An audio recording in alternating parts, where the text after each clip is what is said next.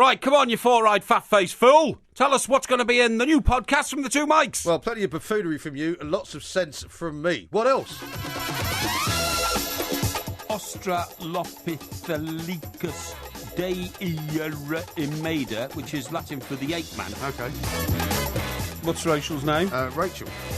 This is Talk Sport. We are the two mics, and it's time to say a very good morning to what has to be described as the fan of one of the most hapless football clubs in the Premier League, Mr. Mike Porky Parry. Very good morning to you. Yeah, good morning, Mike. I mean, I'm not taking all the insults from you. You don't support a football club, I'm not insulting you. So you're not in a position really to go around taking the mickey out of the fans. It must be pretty galling for Everton fans because last week they were able to sit around watching while all the hullabaloo went on around Leicester. Yeah. Last night they're having to sit around and watch all the hullabaloo around Sam Allardyce. He's on the pitch, talking about how great it is to stay in the Premier League. Everton not only also ran last week, but also ran last night.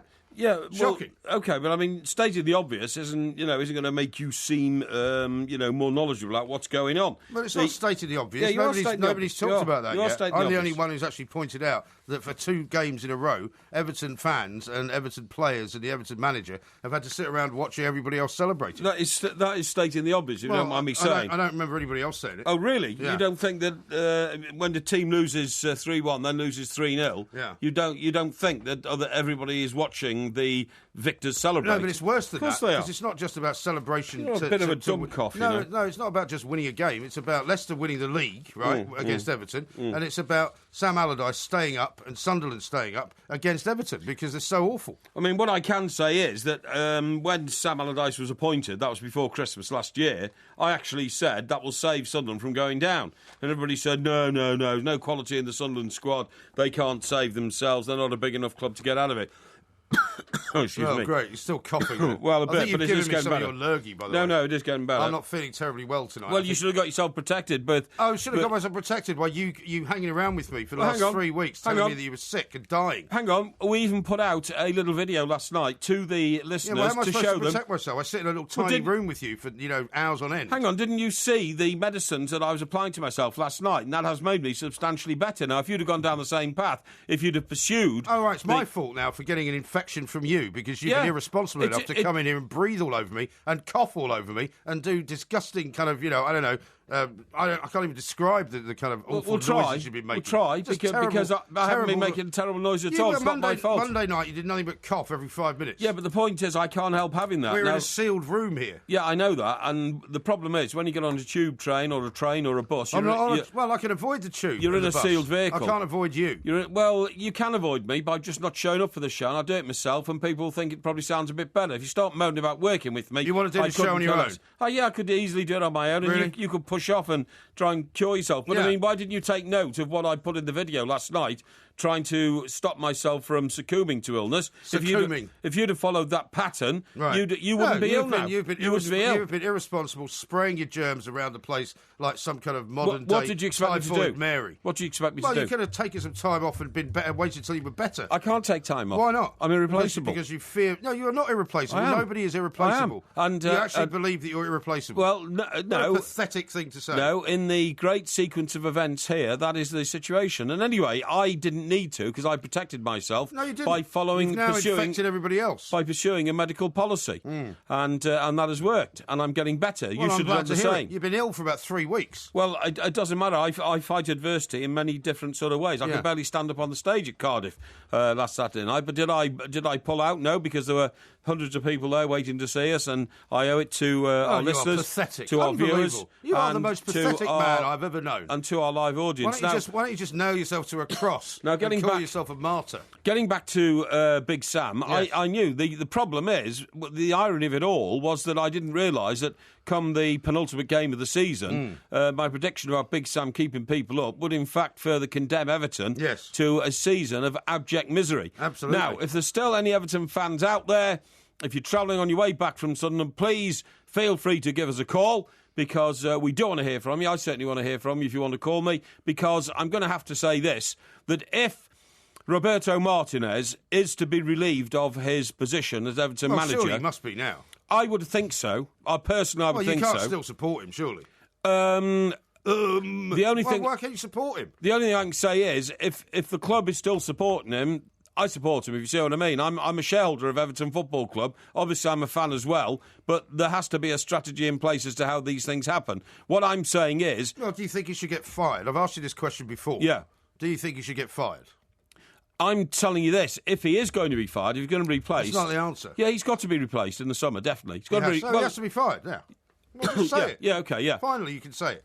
So what I'm saying is, if the decision has been made that we're going to get a new manager and Roberto Martinez has got to go, then that should happen tomorrow. Because the situation on Sunday is that all the teams kick off at the same time, 3 o'clock. The TV cameras flash from ground to ground to ground to ground to see what's happening. Although all the issues are decided, obviously Pretty much, apart from possibly the top 4, there might still be a little bit going on there. Exactly, but I mean, we know the Premier League champions are, we know the 3 teams who are getting relegated. We know the second club in the Premier League. You're right. There could be a bit in top 4. But what I'm saying is, it's going to be horrendous at Goodison on Sunday if Roberto Martinez is still there, because the travelling away fans, who are the most loyal, right? Excuse me. For God's sake. Hey, look, I got a text here from Alex, a tweet rather. It says, I heard Porky on Big Al's show this morning. Yes. Amazingly, not one sniffle, sneeze or cough. Hashtag plank. That's because I'd been out of the studio for 2 hours and came back and did half an hour. I'd been able to breathe pure oxygen. Really? Now, what I've got some kind of oxygen chamber. Well, no. Hyperbaric Michael Jackson style. No. Maybe that's what you should get. No, I'd been outside the building. Now the point is, it's going to be horrendous at Goodison on Sunday because the travelling fans who are the most loyal have seen a walloping of 3-1 away from home to a team that this time last year wouldn't have even rated as a half-decent team, and a 3-0 walloping away to a club that's just beaten relegation. And also, Sam Allardyce pointed out that the time before Everton played Sunderland at Goodison, Everton beat them 6-2. That's right, they did. At the beginning of the season. That's right. So what's gone wrong? Well, everybody knows what's gone wrong. I don't think anybody does. Well, I think they do. I think the manager... Excuse me. God's sake. Mr. Martinez. You've only just come into the studio. Well, it's the air conditioning then, isn't it? It's not my fault. Well, how does that work with the half an hour you spent in here with Alan Brazil? I've no idea, mate. I can't tell you. I don't know anything about air conditioning, okay? If you just shut your face so that we can talk about the things the audience want to listen to. You're so worked up. You're the one that's giving me the infection. About what the audience want to listen to, not your idiotic ramblings about, what's wrong with you, Porky? What's wrong with you, Porky? I'll go and get a doctor and we can find out. Yeah, good idea. I'll put you down. The point is, we all know that Mr. Martinez can't organise a defence properly because he inherited Davy Moyes' defence and came 5th in the first season. And then when things, moved, Sylvan Diston went and all that kind of stuff, the defence had to be sort of rebuilt. Yeah. And it wasn't rebuilt properly. And you can't play buccaneering football if you haven't got a good defence. You've got the amazing John Stones, who seems to be getting worse and worse. Ross Barkley got taken off at half-time. Yeah. And so, any fans who want to give a score... Stones is worth now? The situation of Goodson's going to be horrendous because the fans now will be venomous. I mean, absolutely venomous. The banners, they might get that aeroplane up again, flying over the stadium, Martinez out, the catcalls from the crowd. I mean... The last game of the season is supposed to be a sort of celebration of a hard, 38-game season and brought us 2 semi-finals in 2 different competitions, which in a normal season, if we'd have finished 5th, would have been something to talk about, but it's nothing to talk about. And there is, because the bottom line is Everton could end up even lower now than they are at present, right? Yeah. Because if they were not to win their last game against Norwich, I think it is, right? Yeah. They might get overtaken. Yes, and they could end up down sort of, 6th from bottom. No, that's absolutely right. And shocking state. And therefore, the only way you're going to nullify all the poison that's clearly simmering and pot boiling around Goodison at the moment is to remove Mr. Martinez if he's to be removed. The guy who would probably take over on the day would be Duncan Ferguson. Yeah. And that would be a complete antithesis to the present, feeling of doom. Yeah, of doom and gloom and all that kind of stuff, So that's all I'm saying. That's all I'm saying. Well, thank you so much for struggling in again tonight. Yeah. Thank you for coming through the terrible, terrible woe of being an Everton fan. Yeah. Thank you for being such a good friend to me over the years. Yeah. Thank you so much for just being you. Oh, you pushing off, are you? No. Oh, I thought that would be your soliloquy for departure. I don't want to make you panic. This is Talk Sport. Talk Sport on DAB Digital Radio and 1089 and 1053 AM. Freedom for sport. Can we kick it? Yes, we can. Talk Sport. The Two Mics. Simulcast across the UK on Talk Sport and Talk Radio.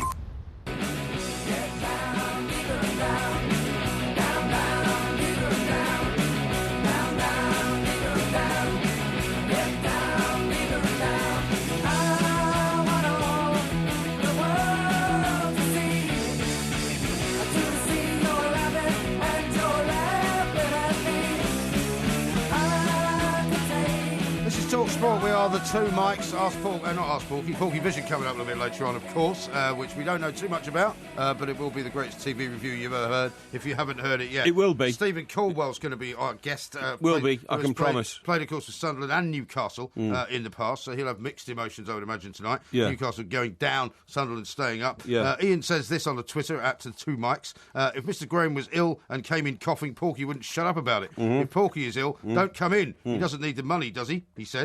No, but I have a duty of care to millions of people who listen. Oh, okay. Yes. Sir Tom says this. Do you think Mike Parry's putting his cough and cold on? Sounds like it. Also, want to swap managers. Pulis for Roberto Martinez. Tony Pulis would be better than Martinez, wouldn't he? Well, Pulis is not a creative manager. He's a sort of, solid as a rock type manager, isn't he? Yeah. And, Everton have now got a new investor who's got a few billion quid, we hope. They're going to have all the money. Well, he can't be very impressed with where he's put his money thus far. Well, no, I totally agree. Because ever since he's put the money in, it's actually been their worst part of the season. Well, that's only 6 weeks ago. So. That's what I mean. But the last 6 weeks have been horrendous. I agree, I think the only team that's done worse than Everton in the last, 9 games is Aston Villa. Yeah, I think it Incredible. has, yeah. Mark says this, Mike Parry keeps saying Mike Graham can't have an opinion because he doesn't support a team. That gives him more right, unbiased, no agenda, which is very true. Well, I'm not sure about that. Which is why I am that way. By the way, look at the Newcastle situation for a minute.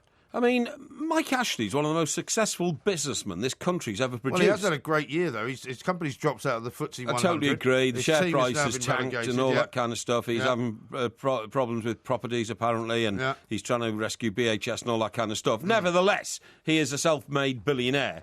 But the only thing he can't run is a football club. He's incredibly incompetent at running football clubs. Well, you say that, but I mean, his business empire is not being run as well as it was. Let's put it that way. No, but what I'm saying is, Mike, the business in focus, Newcastle United Football Club, have now twice completely failed. Yeah. They've been relegated once already to the Championship, rescued themselves and got back. He's still incompetent enough as a proprietor of a football club to allow it to happen again. And not only that, but did Newcastle not spend more than anybody else in the January transfer window to ensure that they would stay in the Premier League because of all the money they didn't want to miss out on? Absolutely. So it's a nightmare. They just stuck with the wrong manager for too long, and he wasted out all the benefits of the spending. Yeah. It was ridiculous. Yes, exactly. It beggars belief, honestly, that, what's a Shakespeare expression? You do this once, it could be an accident. Do it twice, it looks like incompetence or something, Yeah, I think that's a very famous Shakespearean quote. It is. I think it's from Macbeth. No, I think it is, yeah. But, I mean, honestly, to allow your club to get relegated, you could say the first time round, a billionaire businessman, self-made, well, I didn't know too much about the football business, but I've learned from my mistake.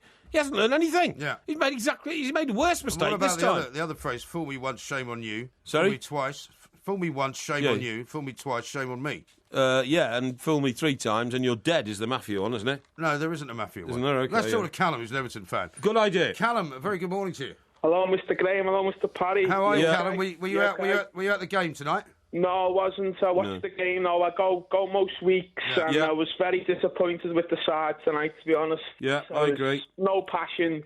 There's nothing there. Can I just say something? 2 years ago, we let go Alan Stubbs. Yes. He was a fantastic defensive coach at Everton Football Club. Yes, we let him go quite easy. And to be fair, I do feel sorry for Martinez at the moment because he does seem a really, really nice guy. But he's not the guy to take us forwards at the moment. No, of course not. I mean, nice guys are all right, but they're not winning football. I mean, Alan Stubbs, by the way, just you're absolutely right. I mean, he's actually the coach of one of the Scottish FA Cup, Hibs, Cup final teams. Can I just say something about you? Yeah. You're a great guy and you're a great ambassador for Everton Football Club on the show. You're the heart of the show about Everton. You're really passionate about us. That's very kind. You should see the look on his face. Can I just say something? 3 weeks ago against Villarreal when Liverpool, Borussia Dortmund, when Liverpool got knocked out. Yeah. When Liverpool won against Borussia Dortmund, sorry, I'm nervous because I've never been on a radio show. Yeah. People were giving you stick about you were saying about the Liverpool going through, but I think you were really gracious in the fact that you were really sticking up for the football club. I think you have to do. Now, Callum, what I was going to say... You've been drinking, Callum. No, Callum, what I was going to say about Alan Stubbs is that he wanted to make his own way in life and he's now become a very successful coach in Scotland. However, you're right to raise the name. Who's to say he can't be a future Everton manager? I know, but I think Frank de Boer should take over as Everton manager. I would prefer Koeman of Southampton because he's tried and trusted in this country. Yeah, definitely, yeah, I would, honestly. Yeah, I've Frank de Boer as Everton manager. Let me ask you a question, Callum.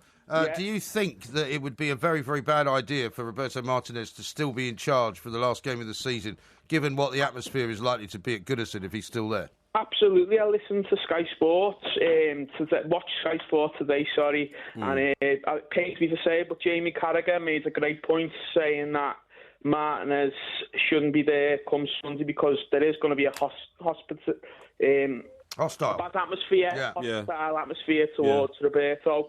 And to be fair, he is a really nice guy, but he's not the guy to take us forward at the moment in time. Are you going on? Are you going on Sunday? Yeah, I'm going on Sunday. Do you want to see? So, do you want to see Martinez there, or would you rather he wasn't there? I'd rather him go for his own sake because it is going to be bad because. No, I agree. Happened this season. Would you like Duncan to step in as the temporary manager, Callum?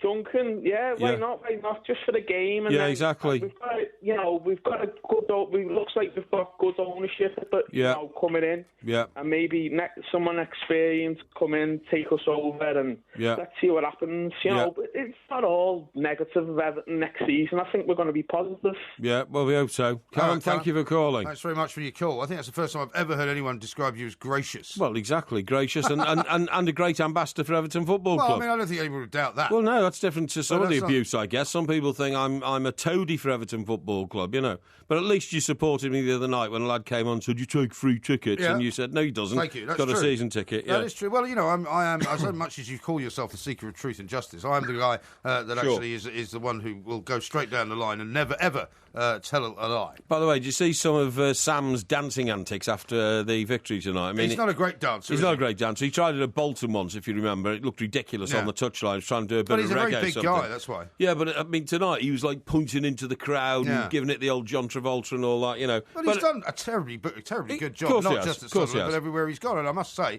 I mean, not because I had any doubts about Sam Allardyce, but I honestly thought that Rafa Benitez was going to do the same trick for Newcastle. Yes. But because at one point it looked as if, they got a couple of victories. Yeah. They were 3 points ahead, but they didn't have that game in hand. And I mean, Benitez must be beside himself, I would have thought, because there's not much point in him hanging around for the last game of the season. No, I totally agree. But I knew he wouldn't do it because it was too late. But I knew Sam would because he had time. The other club, by the way, has gone down is Norwich, right? Now, people seem to have missed out on the fact that the Norwich who've gone down are the club that are now chaired by the man who smashed the British economy. What, you're talking about... Ed Balls. Ed Balls, yeah. I mean, how did anybody think he was going to be able to run a football club? He couldn't run a Welsh store. It's not really his fault, is it? Well, of course it is. How's it his fault?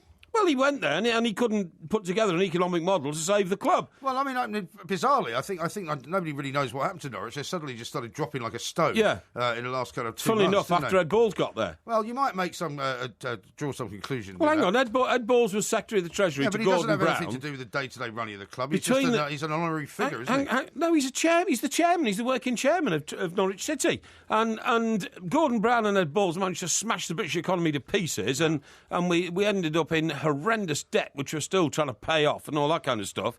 And clearly, Norwich went mad and thought this is the right man to try and restructure Norwich, and they've been relegated. Yeah. That wouldn't have been a surprise to me. Really? It would not. No, but you didn't predict it at the start of the season. I said I can't see any good coming of this. That's what I said. Oh, okay. Yeah. Now, one of the things that we're going to be doing, and we're going to try and remember to do it slightly earlier, is our listography tonight, because what we've asked people to do, particularly on Twitter, is to hashtag every suggestion that you've got for the 3 favourite things that you want us to talk about. Yeah. Listography, because of the new day and its demise.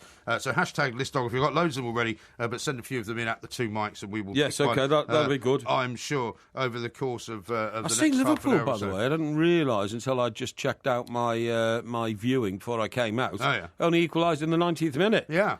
Yes.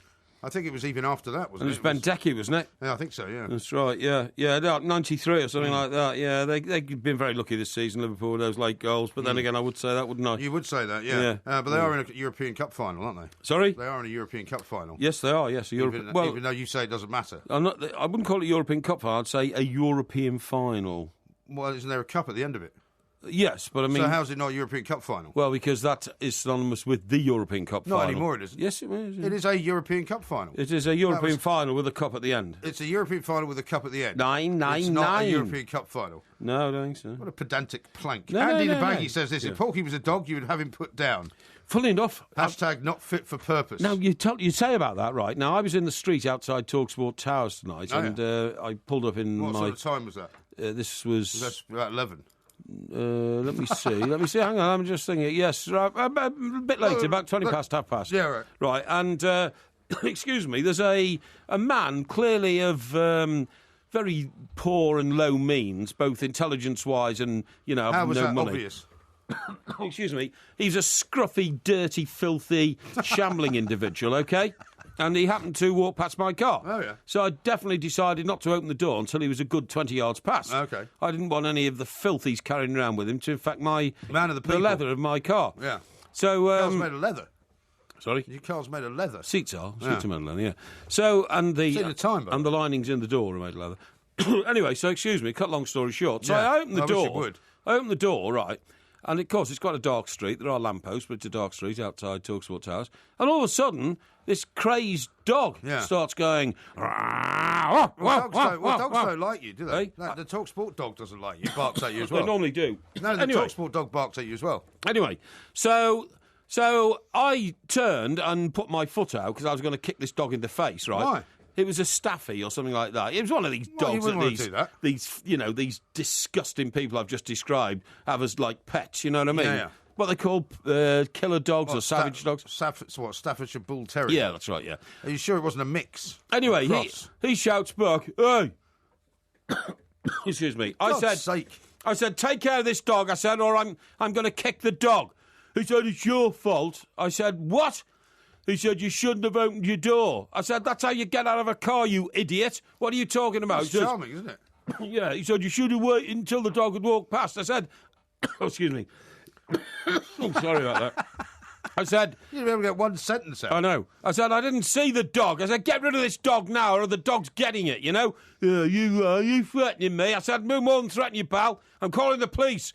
And anyway, I got out of the car and entered the building, and the dog shambled off. But I mean, a piece of filth. Both the dog and the man. What a shocking story. What a shocking story. It's just not in a very... I'll just tell you what, ever since you've had this illness, I think you've become even more nasty than normal. Now, coming up, we're going to have Stephen Caldwell on the show. We're going to have Porkyvision. We're also going to be talking about Trump and Hillary Clinton because they're neck and neck, apparently, in the American presidential scenario. This is Talk Sport.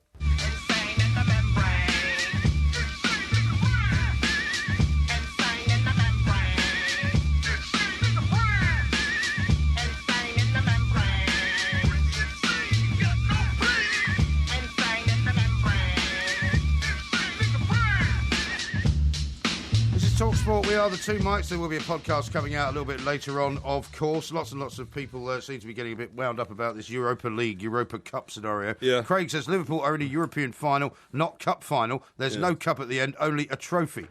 Well, Craig, if you have a look at the actual trophy itself, it looks very much like a cup. Yes. Now, I don't know why you would call it a trophy and not a cup. But the point is they're in a European Cup, and that is really all we need to know, isn't it? They're in the final of a European competition. There's a trophy at the end. Okay, I mean, you're splitting hairs saying it's a cup or not. The point is... You can say a European Cup, can't you? No, I don't think you can. I think that's misleading. The European Cup is the name of a trophy, which was the European Cup. That was the European Cup. Yeah, that's different. No, it's not. That's different. It's not. Honestly, you're misapplying the term. I don't think so. I mean, they will have won yet another European Cup. No, they won't. It's not the European Cup. No. If they win it. No, for you to say they'll have won another European Cup would then say they'd won 6 instead of 5. No. Honestly, that's how people in the world of football would read it, Mike, believe me. Well, then they're incorrect then, aren't they? No, they understand the linguography of football, honestly.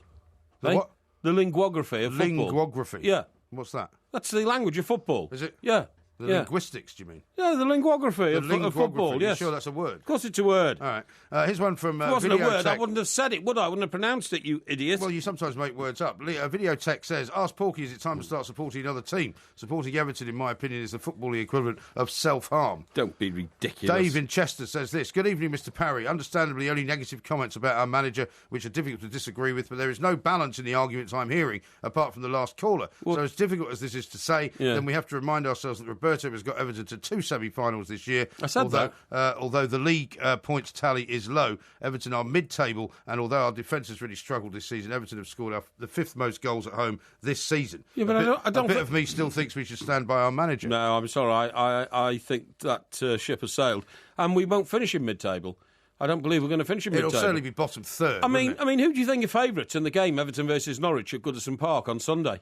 Well, I mean, now that Norwich have been relegated, to be honest, you wouldn't say Norwich. That's exactly what I think. No, but you wouldn't say Norwich. I would. Why? Because Everton's home record is appalling, because they've got everybody on their back again. So you have to say he's one of the reasons why they can't play at home, because they're frightened of putting a foot wrong in case the crowd get on their back again. It's hard to explain why they play so badly, really. But if they play badly at home, and the last home game comes at the peak of dissatisfaction from the crowd against a team already relegated who are now laissez-faire and couldn't care less. That's what I'm saying, but why would they even try and win, though? I mean, Norwich will not be particularly fired up, will they?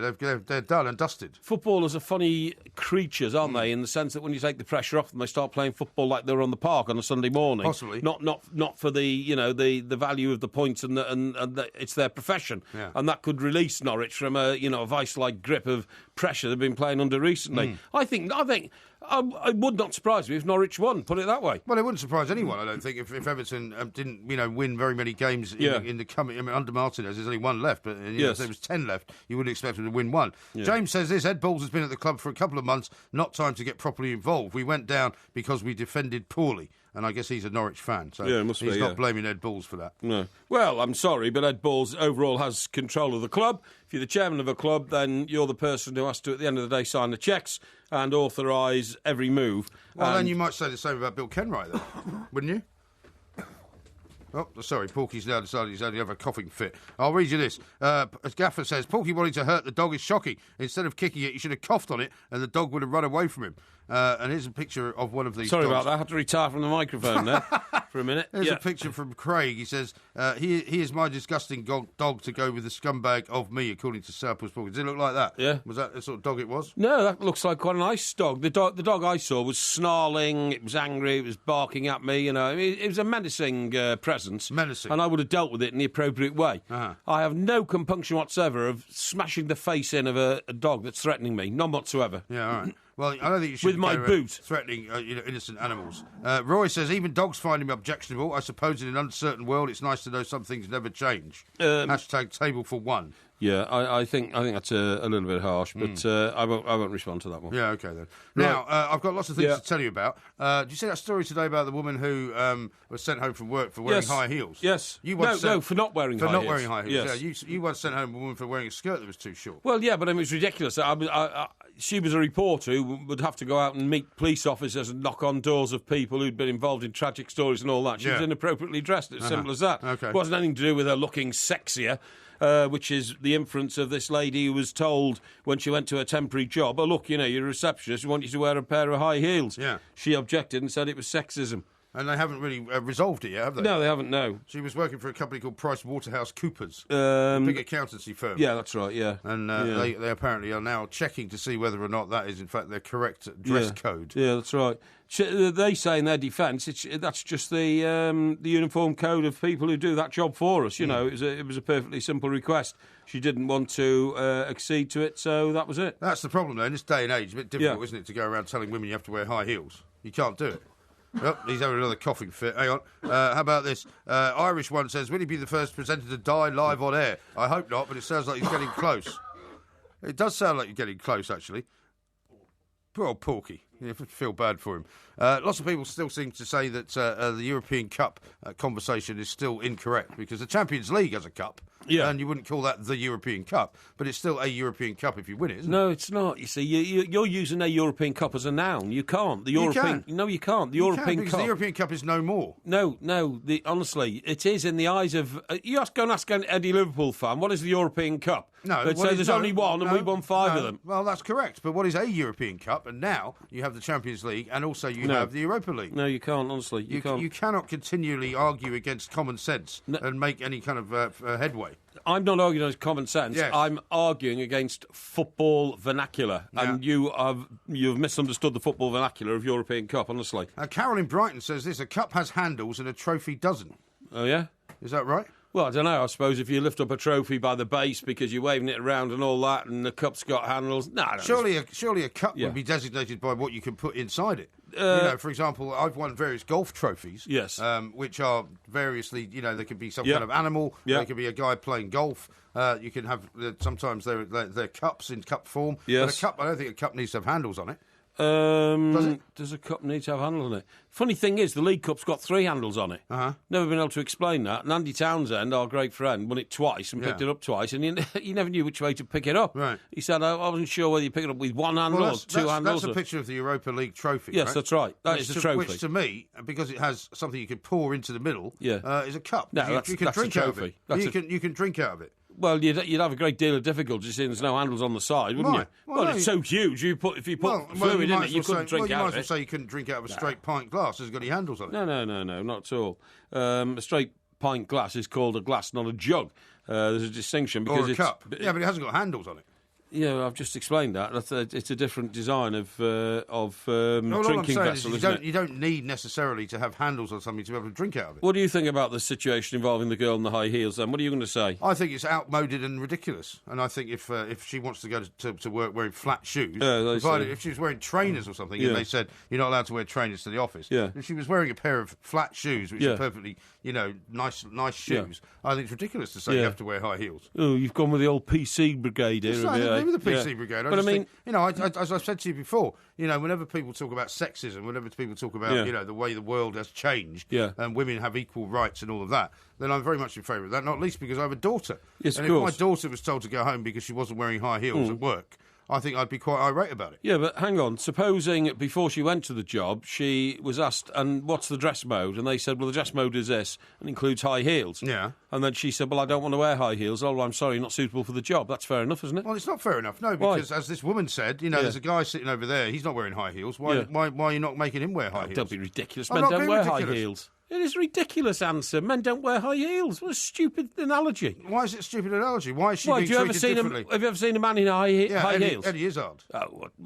one out of 100 million. What a stupid and pathetic response. My point is that, you have to treat people equally. You haven't got a point. You can't treat people equally. Men are different to women. Why are they different? Because women wear high heels. No, how thick are you? Women do not wear high heels. Women do not wear high heels. No, they don't all wear high heels. If you looked around, you didn't say like that. You said women don't wear high heels. No, I said women don't all wear high heels. No, you didn't. You said women don't wear high heels. Well, they do, I'm afraid. And, you may want to, live in the 1970s and treat women differently and have them all working for you as a secretary. But unfortunately, we now live in a world where everyone is equal. And my daughter should have as much right to go to work as any other person, whether they be male or female, without having to be told you have to wear a push-up bra, a short skirt or high heels. That wasn't in the job description for this girl. She was, when she was shown the dress code, it included high heels. That's when she started objecting. No, she's worked for a temp company, right? And yes, that's right. And she said she'd worked for these people before, and nobody'd ever complained. Not at that branch. She'd not worked at that branch before. Yeah. But it's not a lap dancing club. It's PricewaterhouseCoopers. It's an accountancy firm. Yeah. Why does she need to wear high heels? Because the employers who were going to give her a job said that is the dress code. She didn't want to wear them. She didn't go and get a job somewhere else. Yeah, well, unfortunately, life isn't that simple anymore because you can't go around telling people what they wear because you fancy seeing women waddling about in high heels. It's not right. They weren't telling anybody what to wear. They were saying, our dress code is this. If you want to apply for the job, apply for the job. You're in favour of sexist dress code, then? No, I'm not, no. So you wouldn't make people wear high heels? No, of course I wouldn't. Right. Who was being made to wear high heels? Well, she was told that if she wasn't... Who was being made to wear high heels? What are you so irate about? Because you are being so stupid about this because you've lost the argument. I haven't lost it. Answer this question. She was told that if she wouldn't wear high heels, she would have to be sent home. Who was being made to wear high heels? Well, answer that question. Any woman that was working there. No. Because the dress code said high heels. She applied for the job. When she found out high heels, she objected. Nobody was being made to wear high heels. Well, they were told if they couldn't... Stop constructing silly arguments for things that don't exist. I'm not. Just because you are such a sexist, you can't actually face up to the fact just because you're a thickhead and can't understand the argument, then you're accusing me of being a sexist, which I resent enormously, by the way. Well, I think you are. I'd like you to take it back. I won't take it back because I think you are. Stupid, silly little accusation. It's not because you're not intelligent enough to understand what the story is about. I know you're upset because Everton have lost, but I don't think you want to take it out on me on every single subject. I'm not taking it out on you, mate. I'm just get fed up with the way that you try to cover for your stupidity by making out that you've got some kind of superior intellect. You don't understand the argument, Mike. Just accept having a superior intellect. You don't understand the argument. You don't understand the story. Just accept it. Oh, really? You haven't read it properly. Okay. All right. Well, we'll come back to it later, shall we? Yeah, when sure. You're feeling a bit better. Sure. You going to do any coughing before we stop now? Well, it depends on the air condition, I'm afraid. Poor old Porky's not feeling well. Please send him some best wishes and cheer him up. This is Talk Sport. Spoken like a true man. The Two Mikes, simulcast across the UK on Talk Sport and Talk Radio. Who let the dogs out?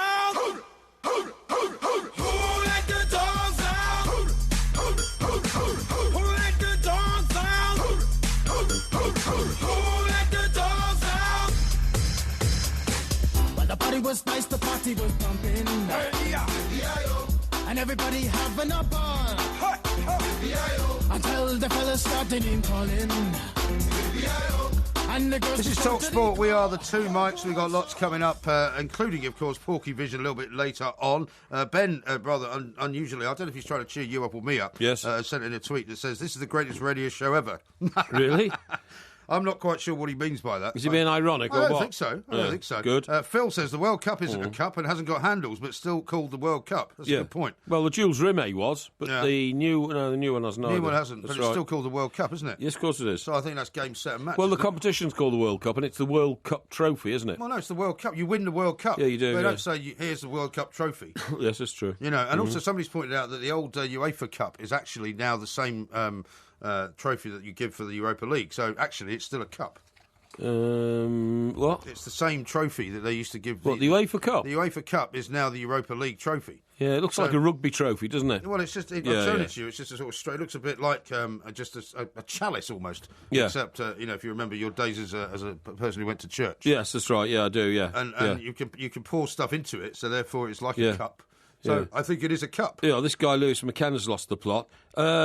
MG, just send Porky home, will you? You can't even put a sentence together, says Lewis. You got off your rocker, Lewis. You're not listening to the show, mate. Are some of Porky's coughs edited out for the podcast to make it shorter? Yeah. He sounds horrific. Yeah. Well, I'm sorry, mate. You know, that comes from Danny. But, I mean, it's just one of them problems you've got to get on with. You know what I mean? How about this one from Daniel? What's the dress code at Talk Sport? Does it include horrid blue shirt, purple trousers and black Nike Velcro trainers? No, I haven't got any purple trousers, mate, so I wouldn't know. You wore them in Cardiff. No, I didn't. They were purple. No, I'm not going to argue. Sorry. Mark says Porky's going home faster than his team. No. And Go Hara says, poor Porky, chin up, you're playing a blinder. Yeah, thank you very much so indeed. So you're getting some support. Yeah, albeit in a minority section of the crowd. No, I don't think so. Anyway, let's talk to Stephen Caldwell. Indeed. Who's over in Toronto, because he is, of course, a former Sunderland and Newcastle player. Yeah. And so he must have fairly mixed emotions this Indeed. evening. Stephen, a very good morning to you. Welcome back to the show. Thanks, guys. How are we doing? Yeah, pretty good, thank you. Very well indeed. I mean, I know it's probably a difficult question to answer, but I mean, do you have one? I mean, do you have can you have an allegiance to both Sunderland and Newcastle? And if so, are you happier or sadder this evening? Well, I absolutely do have an allegiance to both. I feel the same way about both teams, and I'd love it if they both could have stayed up. And I certainly don't choose one over the other, but I felt that from a neutral point of view that Sunderland probably deserved it more. I think their form since Sam's got there, and especially in the new year's been pretty good, and I think they deserved it. Yeah. Stephen, the situation regarding Newcastle is almost a criminal act. You can't have a club the size of Newcastle with a massive fan base they've got up there in the northeast, regular crowds of 50,000, generating tens, hundreds of millions of pounds, an owner who's a billionaire, and yet they managed to slip out of the Premier League. I mean, to talk about a high level of incompetence is to put it mildly. Yeah, it's a very, very sad story, Mike, and I think that it's been coming for a number of years, and I don't really think I've learned a lesson in the past few years, and unfortunately, again, I think all football kind of comes down to recruitment, and it's not been good enough, and the type of characters they've brought into the football club with the leaders that they have there is just not been great, and it's disappointing. It's a great football club with great fan base, great support, and I sincerely hope that they get it right. They kind of change a few things. I think Rafa's a fantastic manager. I hope they keep on to him, but if not, then I hope they choose the right guy and they actually bring in some. Well, I can't see Rafa sticking around in the Championship, Steve. Could you? No, I can't at all. No, I don't. I mean, you can't really see him going from Real Madrid. The start of last season to Rotherham to going to play, and everybody's saying Burton Albion, it's a bit unfair. Yeah. But I mean, I think I'm with Mr. Parry here. You can't really see it happening, and so I think he was always only going to stay till the end of the season anyway. But the big question, I suppose, Stephen, is whether they'll lose some of the decent players that they did manage to bring in. People like Andros Townsend, perhaps, and a few others will leave. And I mean, with the way that the wage structure is at Newcastle and the money they spent in January, it could be financially very difficult for them.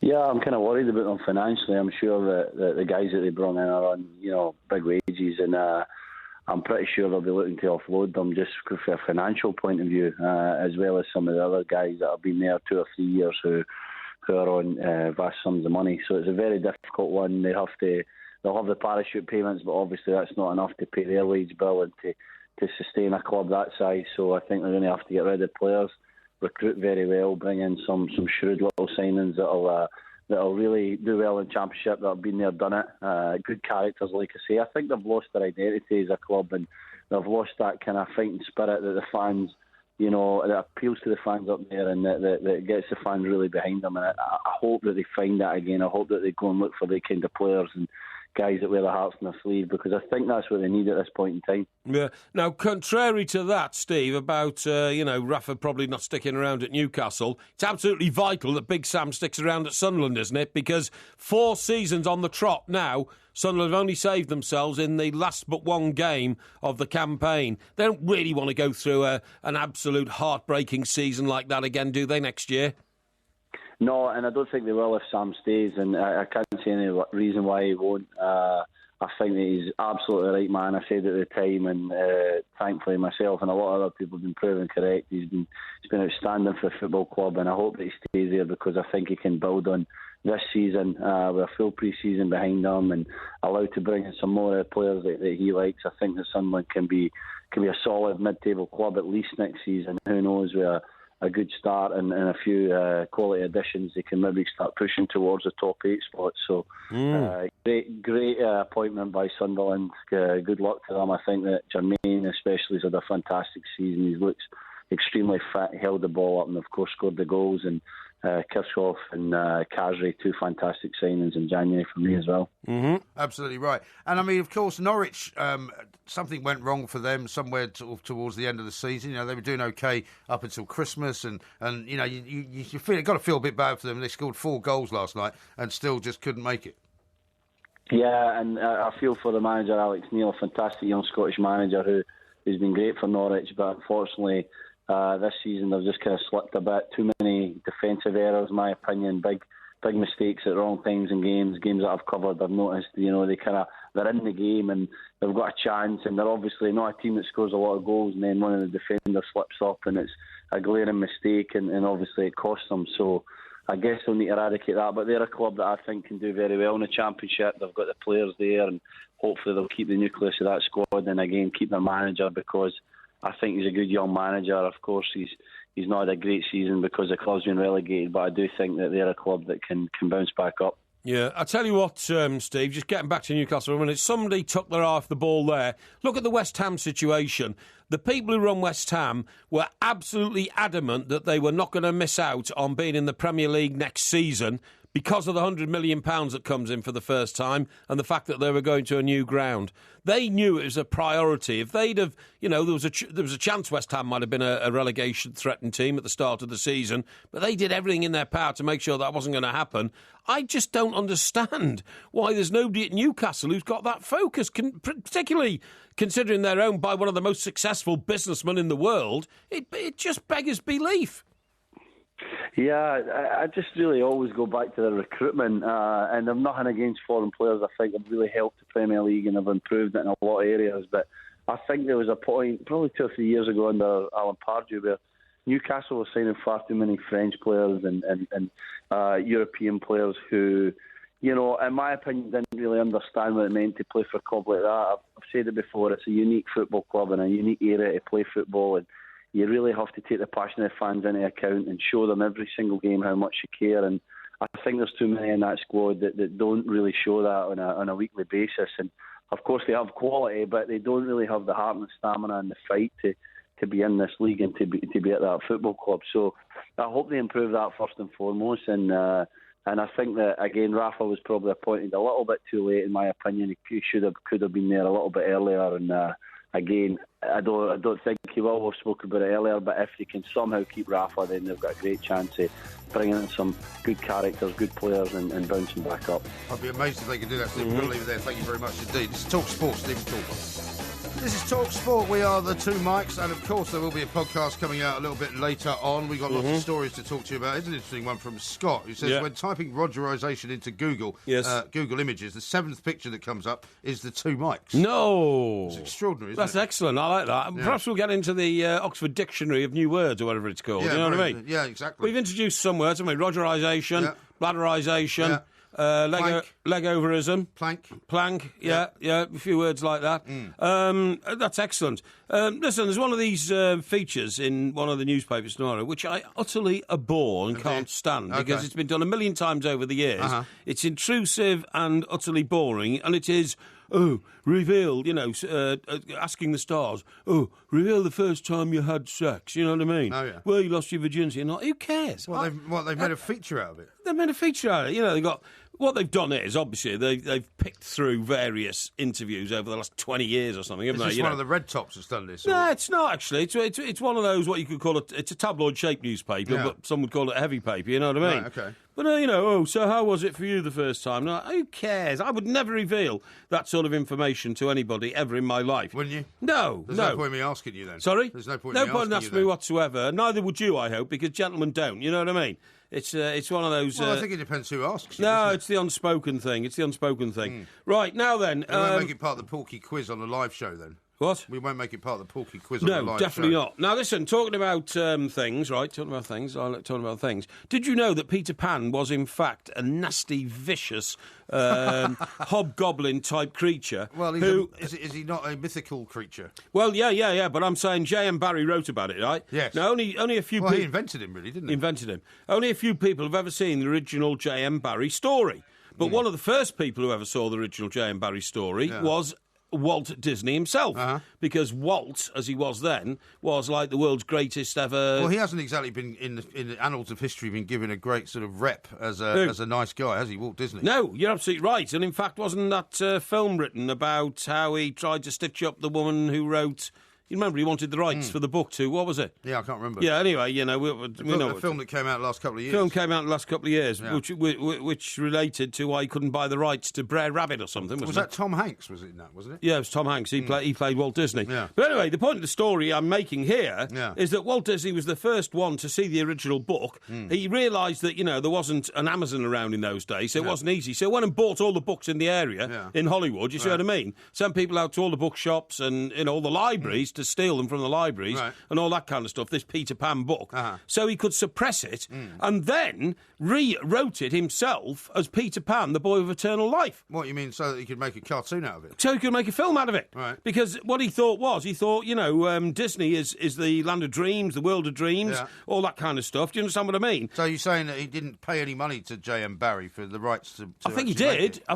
But it was a Graham Barry estate then, you see, because Graham Barry had died. Yeah. So they weren't actually, spot on as to the wording of the book. You see what I mean? Yeah. So the saccharine Disney version of Peter Pan, the adorable little imp with an ear-to-ear smile, is extremely misleading. But is that the case, though, that perhaps Graham Barry didn't write it like that? Because, I mean, the whole Peter Pan thing is quite an interesting tale, isn't it? No. Graham Barry wrote the Peter Pan as a nasty little hobgoblin who had, devil-like fairies as his assistants and all this kind of stuff. The sort of antithesis to Snow White and the Seven Dwarfs. Who was kind of influencing these children to take them into this world of fantasy, which might not actually be good for them. Well, no, it wasn't. It wasn't. The original Peter Pan was a mischievous, horrible, thieving little hobgoblin, right? And when Walt Disney got hold of a copy of the book and looked at this, he thought, that will disturb children. They won't be able to sleep after watching a film if I make this. We'll turn it round. Yeah. So he got rid of all the books, turned it on its head, and had it rewritten as Peter Pan, the Boy with Eternal Life. And, of course, Peter Pan eventually became the hero of Michael Jackson, didn't he? Well, certainly people used to think that he was Peter Pan-like, didn't they? That's right, yeah, absolutely. Here, David Barry, who is the great-great-nephew, great-great-nephew of J.M. Barry, says it's a very, very impoverished version of the idea that J.M. Barry had. The real strength of Peter Pan is that it operates on so many levels, and there's a very dark side to Peter Pan. He's this completely egotistical, amoral, and brutal child. How about that? Isn't that incredible? Well, I suppose, there's always more to these books than meets the odds. Captain Hook was not a bad guy then. Is that what you're telling me? Well, I think Captain Hook might have... Peter Cook. I was saying Peter Cook then. Captain Hook might have been, an inserted sort of character in the film. But anyway, this great-great-nephew goes on. J.M. Barry had a clear idea of just how cruel children can be. Peter Pan embodies those characteristics, and it's important not to gloss them over. amazing. Yeah. Did Absolutely you ever read amazing. Peter Pan No. as a child? No, did you? I think I did, yeah. I read The Water Babies by Kingsley Amis. The Water Baby. Yeah, What was that fantastic. about? Well, do you know what? It really gripped my attention when I was about 4 years of age, or three, something like that, 3 or 4. Uh-huh. It was about little children who swam around in this beautiful ornamental pool at the bottom of somebody's garden, but they could all breathe underwater. Yeah. And I used to try it out in the bath, but of course didn't work.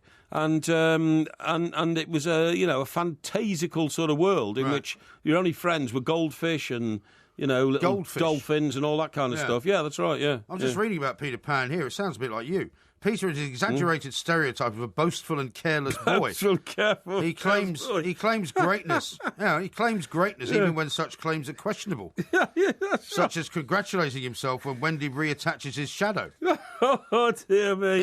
In the play and book, Peter symbolises the selfishness of childhood and is portrayed as being forgetful and self-centred. You see, now if you went out, you could be Peter Pan. But if you went out on the street and said to people, "What's your image of Peter Pan?" They'd all say, "Oh, beautiful child who lived forever, who cast spells to bring children happiness and wealth and all that kind of stuff." Yeah, no, it's true. Yeah. What an amazing discovery! It's a good job I read my journals, isn't it? It is just as well you read your journals as well. Yeah. Now, we've got lots of things to talk about coming up. We're going to be talking to our blogger, America blog, John Green, because it's amazing a new policy that's come out from the Trump headquarters. Oh, yes, what's they're that? now saying that basically they think they could win as many of the swing states as Hillary Clinton can. Yeah, I've seen that. So all these people have been saying for ages that Trump can't actually get to the White House. Yeah. They're now starting to get a bit worried because who was going to win the swing states then if Trump didn't? Well, I mean, everybody assumed that Trump would never get anything outside of the kind of main Trump supporters. Yeah, but hang on. We are still in. We're not into the election yet. We are into nominating a leader of the Republican Party. Yeah. And as every other he's more or less got that, hasn't he? Now. Well, every other candidate's pulled out. So who's going to get these swing states if he doesn't? Well, what I'm saying is that once he goes, then he has to go up against Hillary Clinton. Though I mean, at the moment, all he's had to do is go up against all these other sort of ne'er-do-wells. Yes, and basically, everyone keeps saying, well, he got the nomination, but he won't be able to beat Hillary Clinton in a race toe to toe. Yes, but they're now pretty much neck and neck. Yes, that's right. As well as being toe to toe. It's very, very interesting. So it's very interesting. Yeah. So all those people who can't imagine a world, we keep seeing people being interviewed going, I can't imagine a world with Donald Trump as president. You might have to start imagining it. If he sticks to his word, it means that the new president of the United States of America will not allow the new mayor of London to enter America. Yeah. Well, except he's already said that he would change his mind about that, hasn't he? I'm not sure he has. Yeah, Trump said he would make exceptions. Yeah. And then Sadiq Khan said, well, actually, it's not about me. It's about me and all my friends and all my family. So Sadiq Khan is now standing up and saying, I'm the proof that you can not hate people and still get elected. Mr. Sadiq Khan, as Mayor of London, would not accept an exceptional rule for him. No. He would say, no, you're not letting me as an exceptional Muslim. Yeah. You either let Muslims in or you don't. Right. And if you don't, I'm not coming. A couple of people are making a slight correction to your Water Baby story. It's not Kingsley, it's Charles Kingsley. Oh, Charles Kingsley, okay, apparently. yeah. But it was a long time ago. It was a long time ago, yeah. You read any other Charles Kingsley books? Yeah, but I got the plot right, didn't I? I don't know. Yeah, I did, yeah. I don't know the plot, so you may well not have got it right. Yeah, we shall see. Yeah. This is Talk Sport. We've got lots more coming up, including, of course, Porkyvision. Oh, yes. Talk Sport. And it's in! A diving header at the end of a 50-yard run. From the root to the tip. Talk Sport. The two mics.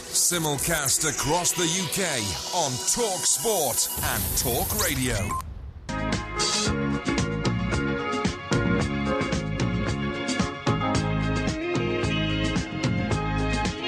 When you're in love with a beautiful woman, it's hard.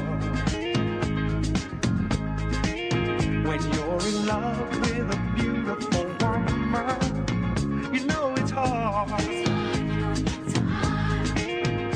This is definitely your era of music, I would say, so I would guarantee that you would know exactly who this is. That's Dr. Hook and the Medicine Show. Exactly right. Brilliant. And their best song wasn't that one. Their best song was Sylvia's Mother. Sylvia's Mother, Do you remember it? I do remember it, yeah. Sylvia's It got banned, mother and I could never understand why. Said Sylvia's leaving. Sylvia's busy, isn't she? What, Sylvia's busy? Oh, yeah, hang on. Sylvia's mother said Sylvia's busy. Too busy to come to the phone. That's right. But why did they ban it, though? Sylvia's mother said Sylvia's going So why don't you leave her alone? That was the one. That's it. Because the theme. Why was it banned, though? I don't know. What was it banned for? I just remember it being banned from the radio for some reason. Sylvia's mother. I don't think it had anything in it which was particularly sexual or drug-related or anything like that. No, the story, and it was quite a good story in the song, was that she's going to meet a guy down in Galveston Way, and the operator said another 40 cents. 30 cents more. For the next 3 minutes, please. Don't sing the whole thing. Mrs. What was her 30 name? cents more. What was her name? Mrs. Abraham, wasn't it? Abraham. Oh, no, not the same name as the fat guy who works in the studio. No. That's very harsh. Yeah. Now, how about this for a story? So why did you play that anyway? Just because it was when you're in love with a beautiful woman. We were talking about that Rogerisation scenario. And you could have had Captain Hook.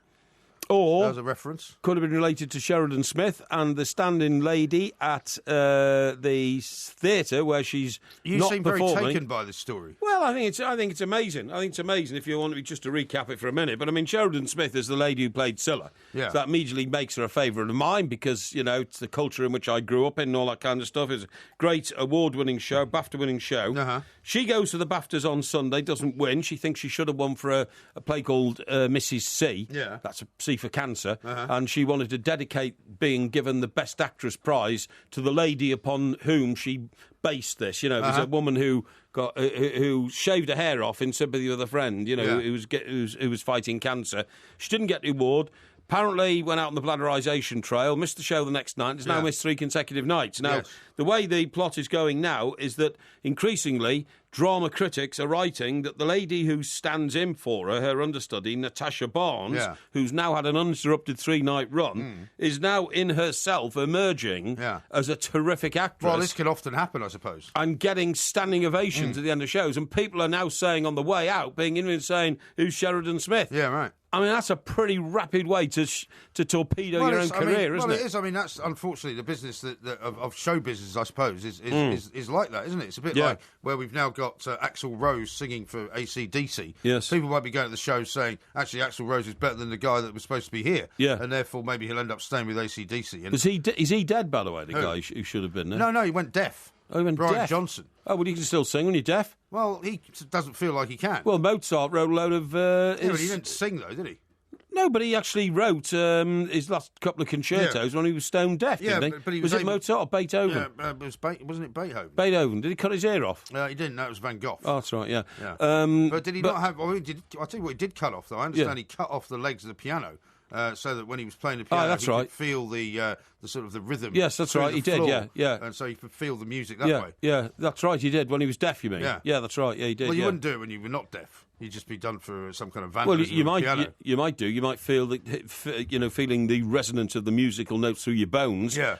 Because you got to remember that sound is bones. Your sound goes into your brain through a series of bones in your ear. Through your ear, yeah. So it's all about rattling bones. That's what your ears are. Your ears are not an ear. They're a collection of 3 bones that rattle together to interpret noise. What about the eardrum?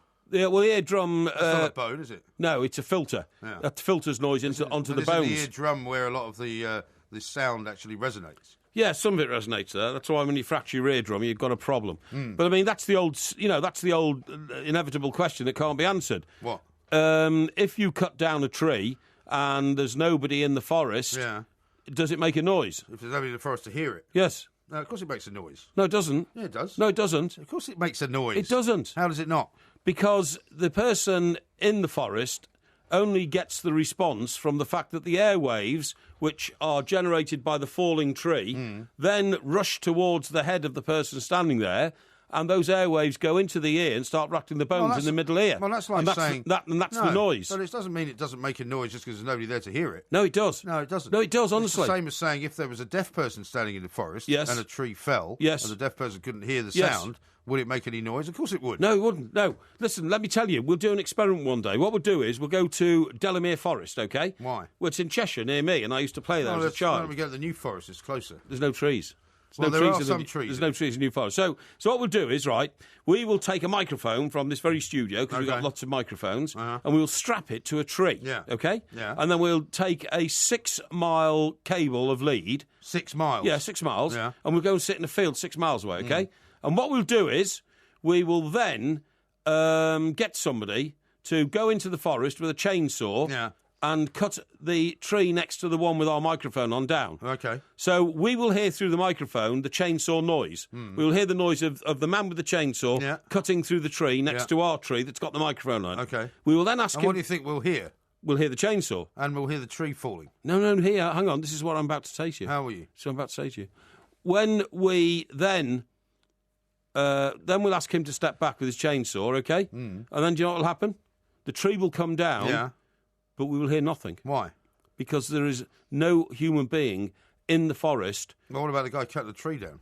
No. We're not listening to his head. We're listening to the tree falling. Well, if you put a microphone next to the tree that's falling, you'll hear the tree falling. No, you won't. What? Don't be ridiculous. You can't. Why not? It's not resonating against anything. What? It's not resonating against anything. That's the biggest load of old cobblers you've ever come out with. No, it's not.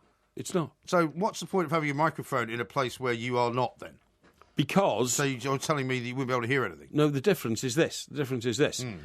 The microphone is attached to the tree next door, and I've got a 6-mile lead, so you're listening to it from 6 miles away.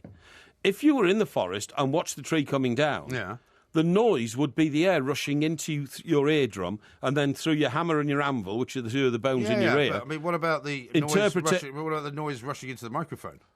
No, the microphone is not an ear. The microphone is just a microphone. Yeah, but it's it records electronic sound. Yeah, it records sound, but there is no sound. Of course there is. No, there is. There is not. There is no sound. That's rubbish. No, it's not. It's not. Talking absolute rubbish. No, this experiment's been done. It's proven. Honestly. No, it hasn't been done. Who's done that? Loads of people have done it. Phonetics experts have done it. I don't think you're I'm right. telling you. I think you got it wrong. No, I haven't got it wrong. I mean, we couldn't hear anything on the moon. There's no sound has ever come back from the moon for the same reason. That's not the same reason. It is. No, it isn't. It is. The reason that you can't hear things in space is because there's nothing to transmit the sound. And no human ear has ever been in space because they've had a space helmet on. Yeah. And therefore, you've never been able to interpret sound. No, I think you're wrong about this. this. I'm not wrong. What I'm saying is Well, now we're going to have to get an expert on. We're going to have to find an expert who can explain this to us. Sure, an astronaut... I mean, if you didn't have a microphone there and you weren't there to hear it, I can understand that you wouldn't hear it. Yeah. If you had a microphone there, the whole point of a microphone... For example, have you ever watched a David Attenborough documentary or one of these wildlife documentaries where they put a microphone around a collection of apes or something like that, right? Yes. Now, technically speaking, you're saying you wouldn't be able to hear them because there's no... interaction with your ear, right? But you can hear them. No, that's human noise. That's human noise. No, they're apes. That's animal noise. When they swing through the trees, animal noise. When they swing through the trees, you hear the trees rustling, you hear the leaves rustling. No. Yes, you do. No, I'm telling you, human beings have to be there to... No, they do. That's rubbish. No, Mike, they do, honestly. The only one way to settle the argument is to get an expert on. It's basic physics and physiology, honestly. If you're not there and there's no wind rushing into your ear, there is no sound. Sound is not sound. Well, what you're basically saying is there's no point in having a microphone anywhere unless there's a person there to hear it. That's right. If you stick a microphone inside, for example, Goodison Park. Yes. Right? Yes. So you don't actually sit there yourself and you sit in a room somewhere a mile away. Yes. You will, of course, hear all the sounds coming out of Goodison Park. Of course you will. You've got a microphone. That's human noise. That's human noise. I'm talking about a falling tree. How's a falling tree noise any different from any other noise? Because it does not reach the decibel levels or the pitches of a human voice. Of course it does. No, it doesn't. A human voice you can... But it makes a noise. No, it doesn't make a noise. A falling tree does not make a noise, honest to God. The noise that you think it makes is... So you're saying this is specific to a falling tree? Well, it's any other noise that you can't hear? It is specific to inanimate objects. Really? Because the human ear can obviously detect and perceive the noise of other humans or animals because we're all on the same sort of wavelength, you know what I mean? But the noise of a falling tree is not... There is no noise. What it is I don't agree with you. No, it's the rush of air that the tree's pushing out of the way as it falls to the ground, which rushes into your ear and then is interpreted by your eardrum, your anvil, your hammer, and eventually your brain into being a noise. Well, I've seen people cutting down trees. Yes. And it makes a lot more noise than just the rush of air. It Yes. makes a noise when it hits the ground. It makes a noise if it's rushing against whatever kind of foliage is around. Yeah, but there's a lumberjack cutting that tree down, you see. Yeah. And that's why. No. Okay. Well, here's what Roy says. Roy Yep. says, so if no one is there to hear it, there's no sound. What absolute cobblers, no sound in space because there's no atmosphere. Yeah. Scott says, Parry, you're away in fairyland again. Sound is measured in waves. They would bounce off the surroundings. No, that's not true. They bounce into your eardrum. Mark the Taxi, oh my God, Parry's talking absolute guff. The tree hitting the ground and other trees, for starters, would be heard through the microphone. No, it wouldn't. No, it wouldn't, honestly. And Andrew says, so there is no light if no human eyes are watching. Of course there is. Light's a completely different concept. You know, light doesn't exist just because the refractive quality of physical science goes into your optical nerve or anything like that. Light is light, and it's brought to us by the sun. I mean, that's totally different. Right. Totally different. I'm very, very sceptical about this. So what we'll have to do is next week, because tomorrow we've got Sandra Lee coming on. Yes. Next week, what we'll have to do is get a special tree falling expert on, who can explain whether you're right or wrong.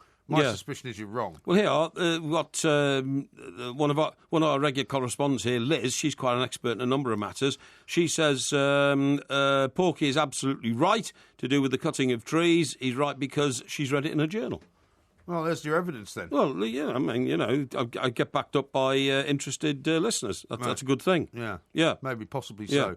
Coming up next, though, we're going to talk to John Green, who's not got anything to do with trees falling, but he's talking about Donald Trump. This is Excellent. Talk Sport.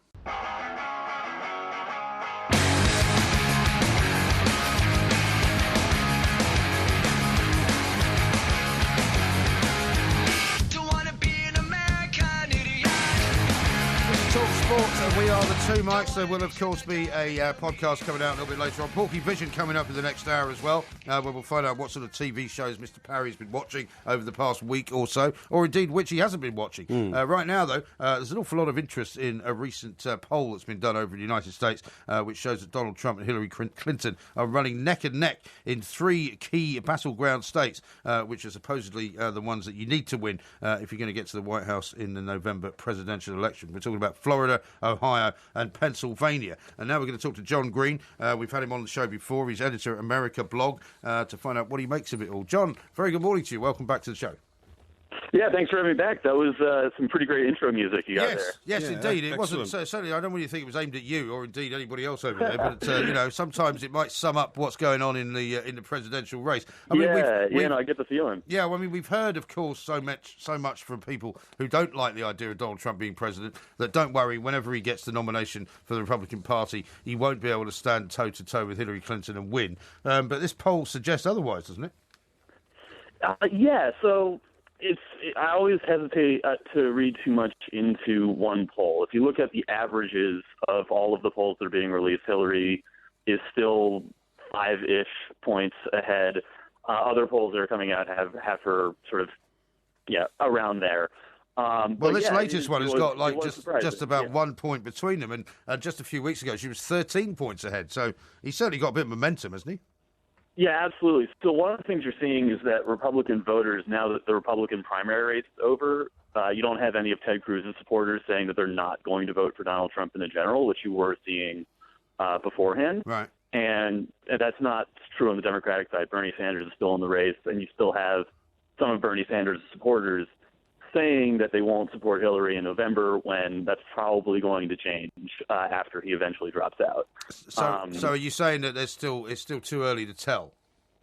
Yeah, so it's a little bit early, and it's also one round of polling, and it's from one polling firm. So normally when people who watch a lot of polls are trying to evaluate where the race is, they'll take these particular polls from Quinnipiac, and they'll take that and they'll average them against what's Gallup saying and what's Reuters saying and what's public policy polling saying, because Quinnipiac could be doing something with their sample, making some assumptions about the electorate that other pollsters aren't. So one of the things about the Quinnipiac poll is that it's in its demographics, suggesting that the electorate is going to have more white voters as a percentage of everybody else than in 2012, and there's no reason to assume that that's going to be true. And if that isn't true, then Hillary's in much better shape. John, because of the way that your electoral system is structured, electoral college, and the fact that you have to go through the independent Democratic and Republican machinery first, it's not until much later on you find out whether or not voters are switching not just candidates but actual parties. You know, how many Democrats might swing towards Donald Trump because he's such an extraordinary Republican candidate. Is there any information on what effect that's going to have at the end of the day? Yeah, so one of the interesting things about American politics, on the one hand, like, party affiliation is declining. People are less excited to say that they are a Democrat or are a Republican. The two parties are very unpopular right now. But the people who do identify with those parties are pretty stable in most states. Exactly. One of the big exceptions being West Virginia, which had their Democratic primary last night. And this is an interesting data point. Almost 40% of people who voted for Bernie Sanders in the Democratic primary in West Virginia said that they would vote for Donald Trump over Bernie Sanders in the general.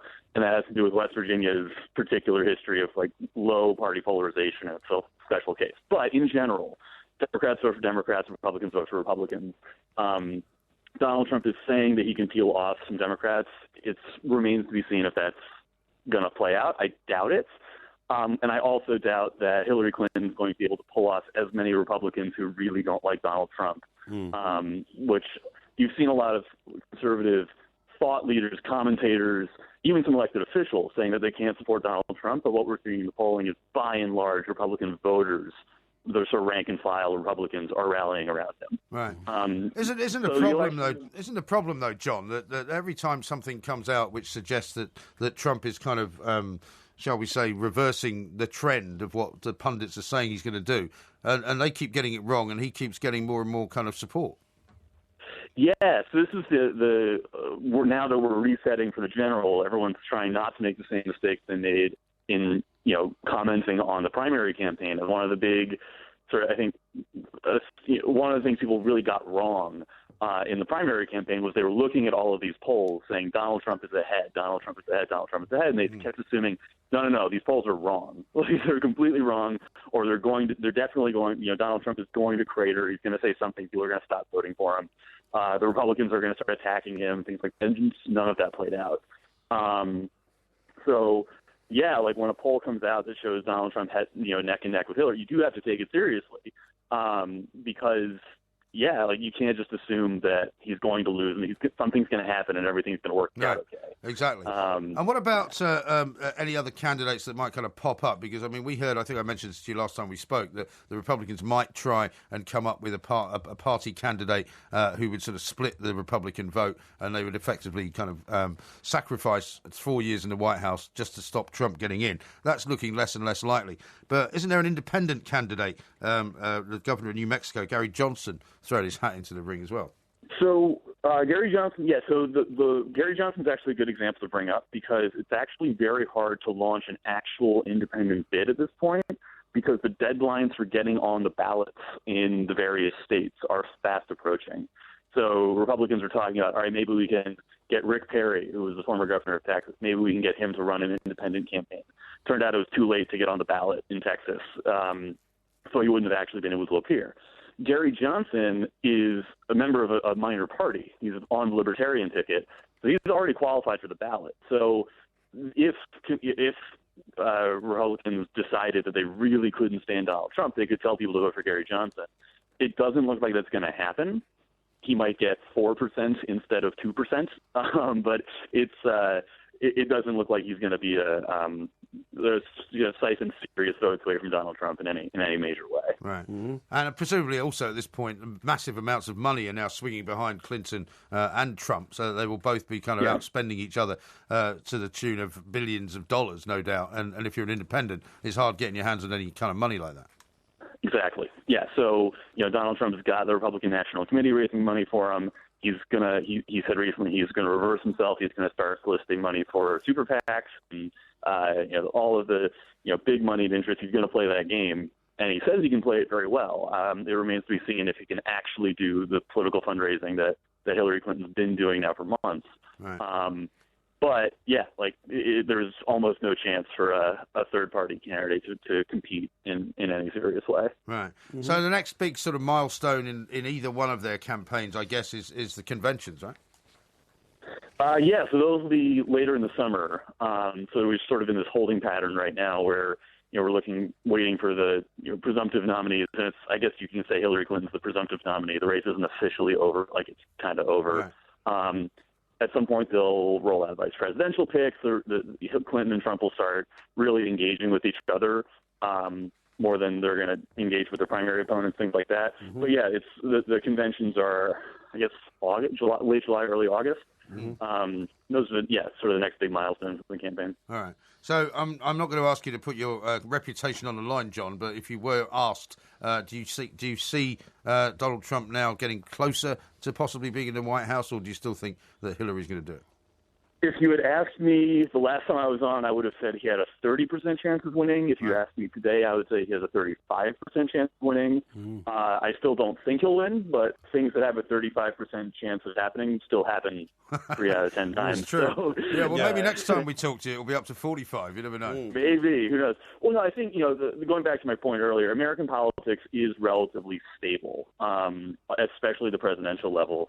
You don't see, and this is more true in the modern era. It used to be not as much so, but people really don't often swing back and forth between parties every 4 years. So, even people who identify as independents, most of those folks will vote for the same party for president 4 out of 5 times. Yeah, that's right. John, just very quickly, some people actually build a career on being a failed presidential nominee.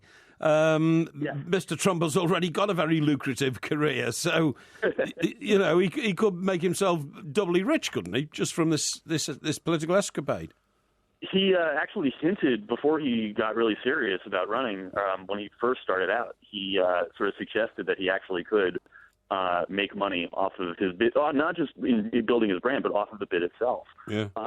Before he started raising money in a big way from outside donations, one of the things he did was he loaned his campaign a large sum of money. He said he was self-funding his campaign. He didn't actually fund his campaign. He loaned his campaign money, which his campaign can now pay back to him, and the money is raised from people. Sure. So he may have actually turned a profit running for president and won the nomination. That'll be a first. John, thanks very much indeed. John Green, editor at America Blog, there, saying that Trump's chances of winning have now gone up by 5%, which in his world is actually quite a lot, I'd have to say. So I think they've actually gone up by 18% if they've gone from 30 to 35, if you see what I mean. It's gone up by a percentage of 18 to 35%. Yeah. So he's gaining ground. Well, he is. And I think the more people keep saying it's not going to happen, the more likelihood that it will happen. Yeah, I agree. We'll keep tabs on it anyway. Coming up, we're going to do some more listography in honour of the new day, of course. We'll pick 3 things that we'll have to answer as to what our list would be for the night. And, of course, Porkyvision coming up very soon as well.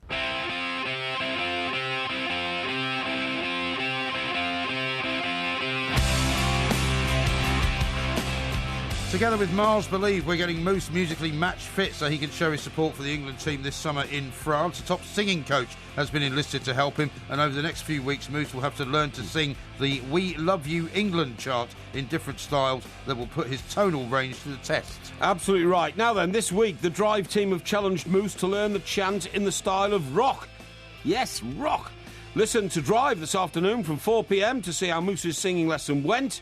Mars wants you to also get involved by singing your support for England. Just post your singing selfie videos of the We Love You England chant on Twitter using the hashtag Believe.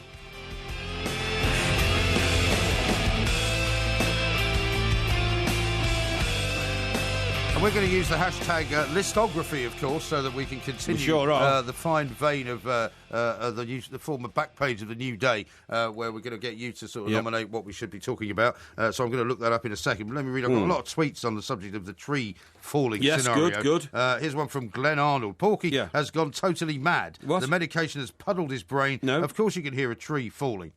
Yeah, you can if you're there. Yeah, well, I mean, let me read But if you can't, it doesn't make any noise. Ian says this is an old one. If a man is in a forest and speaks and there's no woman there to hear him, is he still wrong? That's a joke, it is not appropriate to this scientific discussion. So what came first, says Theodorus, Parry or the egg? Scott says, your voice isn't breathing in my ear now. You're talking into a microphone to a speaker in my living room. Hashtag plank. Right, OK. Now, you see, Mike here has sent in a tweet which completely encompasses why most people misunderstand. He says, of course you can't hear the tree falling. That's why lumberjacks shout timber. Yeah, but you've got to understand, Mike, the lumberjacks are there when they chop the tree down. I'm not claiming that you can't hear a tree fall when you're standing next to it. I'm saying if there's nobody within 2 miles of the tree that's falling down, suppose it's been blown down by the wind or something like that, it doesn't make any noise. But Daniel says this, what out of drivel, Porky Talks? Bring a branch into the studio, hit it on the desk, and we'll all hear it at home. What? He says if you bring a branch in and hit it on the desk, everyone will hear it at home. That's because it resonates in people's ears. Well, no, it doesn't. You said it doesn't unless you're there. Well, we're here in the studio. We would hear it. Yeah, but he's saying he would hear it.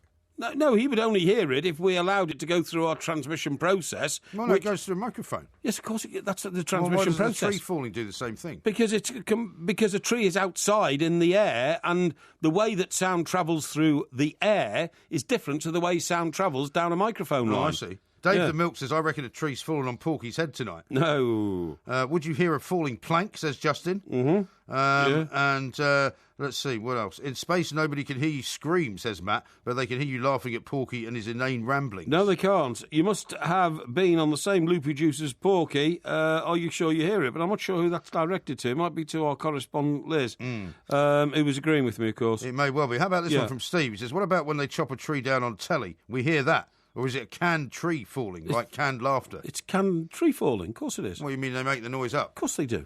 I mean, you know, for goodness sake, of course they do. You don't think the sound of a car, do you? You know, on television is a real car. Yeah, of course it is. It's not. If you think that when Jack Reagan and Carter were in the Ford Granada roaring around town, do you honestly think the squeal of tyres and all that was from that actual vehicle? Of course it wasn't. Well, it was if they wanted it to be that way. It wasn't. It wasn't. If they wanted to manufacture it, but if you want to hear, if you put a microphone outside and you want to record the sound of cars going past, you can hear it. If you can, yes, I agree. So what are you saying? Well, what I'm saying is that if you put it that close to a tyre that's squealing, then, of course, you can hear it because of the human presence around the tyre. But there's no human presence in it. It's a microphone. It is. No, it's not. It's a microphone put there by a human being. I can't talk about this anymore. Now, what we have to do is choose listography, right? Yeah, OK. Now, I've got a few here. Steve says this. Name 3 things you wish you'd done and regretted not doing. Right. Another one is name 3 people who are alive that you most admire. Yeah. Name 3 Everton players who performed to their ability this season. Yeah. Name your 3 favourite sackings. Yeah. Let's see. Quite like the first one. 3 things you should have done. Or you wanted to have done. Yeah, do you like that? Want to do that? You want to do that? Yeah, OK, we can do that. OK, that's fine by me. And we'll do that very, very, very soon. Coming up. Yeah. Here's a couple of ones. Stuart says this. Porky, please a shout out for my 300-mile drive tonight on my book tour. Stuart, author of Gorgeous George and the Giant Geriatric Generator. What? I haven't heard of that book. I've never heard of that book. That's a wind-up, I'm afraid. Yeah. Which Gorgeous George are we talking about? The only Gorgeous George we know is George Galloway, I isn't don't know if it is George Galloway. Yeah. Dangerous pool for 2016. What if it came true? There'd be a chap at the door now, says Scott. Dangerous what? I think he's... Dangerous Pool. It is a real book, yeah. Mick in Spokane, Spokane in Washington. Yes. Says, I think Porky's finally lost his marbles. I've got him in the work celebrity death pool. I think that's what the pool is. Oh, I see. That means that you've been entered into a celebrity death pool for 2016. Is this pool a car pool? Like who are you going to lift to in a car? No, it means if you're in. It's like a sort of a lucky dip. So if you die, you get points. Oh yeah.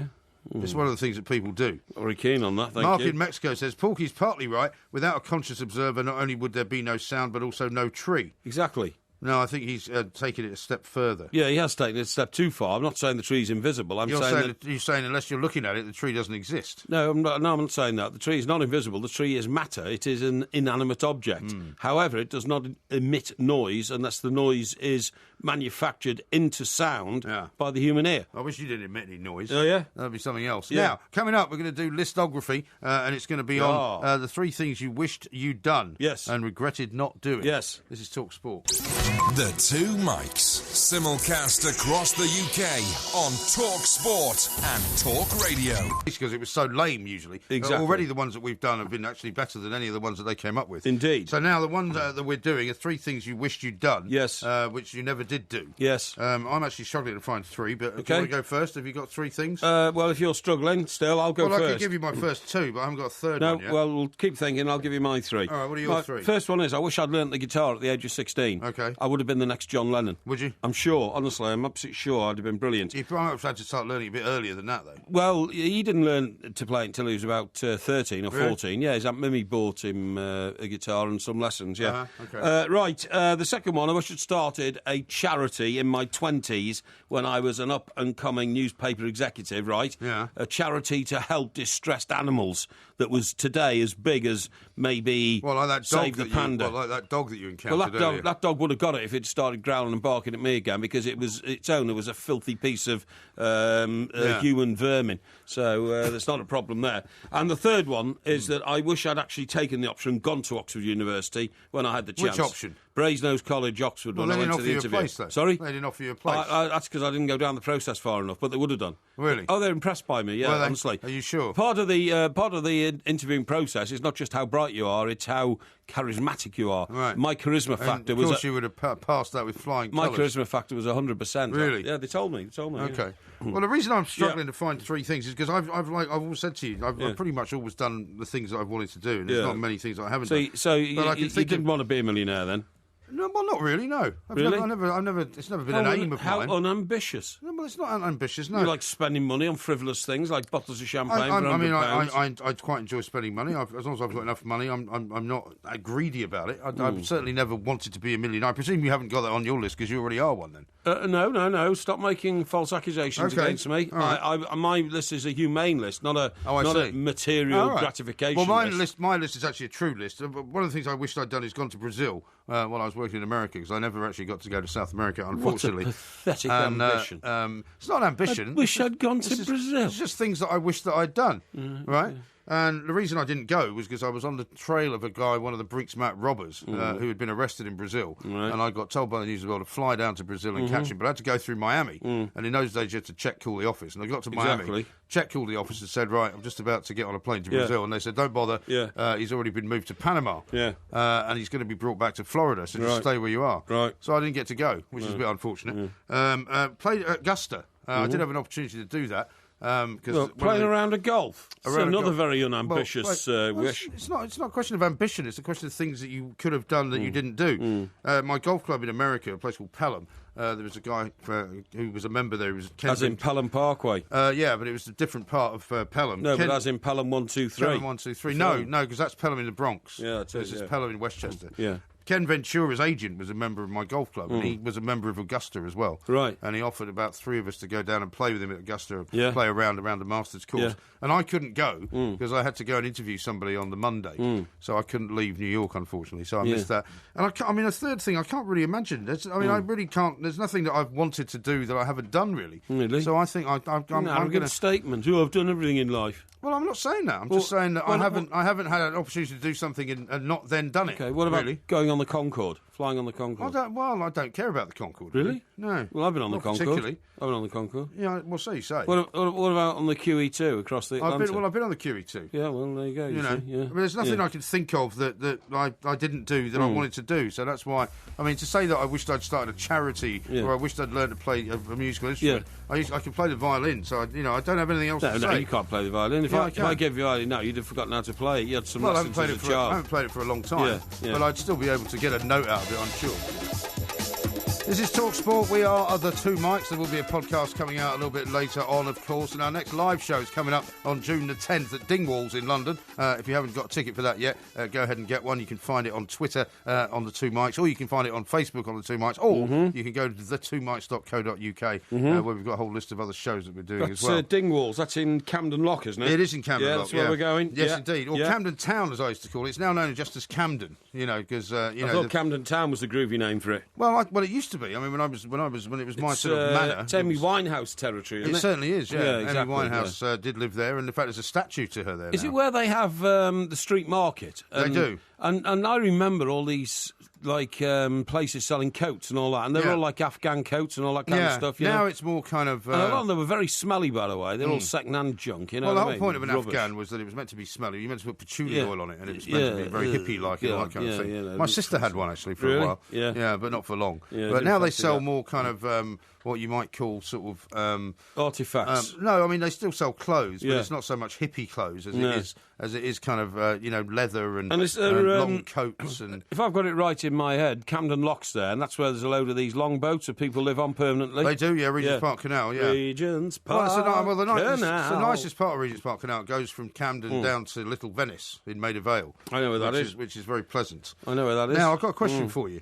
Right. What did you buy me for my wedding present? What? What did you buy me for my wedding present? What did I buy you? Yeah. I don't remember you getting me one. Yeah, I did get you one. Did you? Yeah, I did, yeah. Are you sure? Yes, certainly, yeah. The reason I'm asking you is because I saw a story earlier. It was a vase. A vase? Yeah, a vase for your new home. Yeah, go on, sorry. Really? Yeah, definitely, yeah. No, I don't think so. Yeah, because I didn't ask for anything like that. Because I didn't have a wedding list. What's the story? The story is a pair of newlyweds apparently wrote a letter or an email to a wedding guest saying that they the ones who asked for more money. Her gift is generous enough. Yeah, Yes, she gave them £100 cheque, right? Yeah, yeah. And apparently this has been written all over Mumsnet. You know, that place Yeah, where that's people right, go yeah. for advice on all manner of things. Yeah. And the guest, who's remained anonymous, basically has said that she was just sort of incredulous that she would get this note from these people. Yeah. They said, you know, you seem to enjoy the reception terribly well, and you seemed very happy for us, and we're a bit disappointed about the small amount of money you've I think given what they us. said, actually, because I read both sides of it, I think they said perhaps, after seeing the quality of the reception tonight, you might like to revise your donation. We were surprised that your contribution didn't seem to match the warmth of your good wishes on our big day. Yeah, exactly. In view of your own position, if you wanted to send any adjustment, it would be thankfully received. Yeah. That's pretty cheeky, isn't it? Well, yeah, but you know what it's all about? It's all about the new plastic world, isn't it? These days. So in the old days, you got like, give us the wedding list, and then you'd have to troop along to some shop like House of Fraser or John something. Lewis or something like that. Yeah. And say, I'll pay for the vacuum cleaner or something like that, some load of rubbish like that, you know. And then, of course, you could do that over the phone, then you could do it on a credit card and all that. What happens these days is you are simply asked to donate an amount from your Barclay card or something like that, 250 quid. But, I mean, it was pretty awful, isn't it? I mean, one of the reasons I didn't do anything like that was because at the time when I got married, I lived in a one-bedroom apartment in Manhattan. Yes. And I didn't really need, a 24-piece dinner set No. or a load of vases or glasses. That's why I got you the vase. Well, I'm sure you didn't get me a I vase. did. I think you made that up. No, you ask your ex-wife, Susan, she'll tell you. Honestly. Yeah, I remember giving it to her, actually. I remember I remember actually unwrapping it in Bob Smith's apartment where we had the reception. Really? We had the reception in Bob Smith's apartment. Yeah, we did, but we didn't unwrap any presents. Yeah, you did. No, yeah. There was a table in the corner. There was a table in the corner with all the presents on. Maybe. Yeah. I mean, I did what a lot of the Americans do, and just ask for money, basically. Yeah, that's right. Yeah, I did very well. I made about 10 grand. Yeah, well, that's pretty good. Yeah, I gave you some money as well, of course. Yeah, did you? I always do. Yeah. What sort of vase was it? It had decorative flowers. It was a clear, but it had decorative flowers. Clear? Clear. What, you mean it's glass? Yeah, it was a glass vase, but it had woven into it like decorative red flowers. No? Where'd yeah, you I buy remember it. Hey? Where'd you buy it? Bloomingdale's. Really? Yes. Yeah, I went up there to get it. Yeah, I did, yeah. Yeah. Okay. Listen, I'll tell you what that reminds me of is that the new trend. Now, whenever I've gone out for a drink or a meal or anything with a woman, I never allow a woman to pay, ever. Why not? Well, I just don't. I was brought up not to. It's not good form, right? It's just not good form. And over the years, people, I must. No, I won't. I insist I won't. Funny enough, I was out for a drink with a colleague last couple of weeks ago. Oh yeah. Who insisted on paying £20 towards a female colleague. Yes, who insisted on paying. Well, wanted to pay £40 actually towards the cost of the drinks that were and what we were eating. Well, it and all wasn't that. necessarily a date, though, was it? No, it wasn't. No, it was a get together with a colleague and all that. So if you're, I can understand you being very kind of old-fashioned about. You mean chivalrous? Well, no, I mean old-fashioned actually about taking a woman out on a date and paying for her dinner. Yeah. But if you're just out with a woman who happens to be a colleague who happens to be a woman, why would you then have to pay for everything? Well, I just like doing it. But anyway, the point of my story is, I'm now aware of the fact, because I keep an eye on, credit card facilities all the time and all that. You know this tap card thing now? Yes. So what's that up to now? Is that 50 quid? Contactless, 30, I think.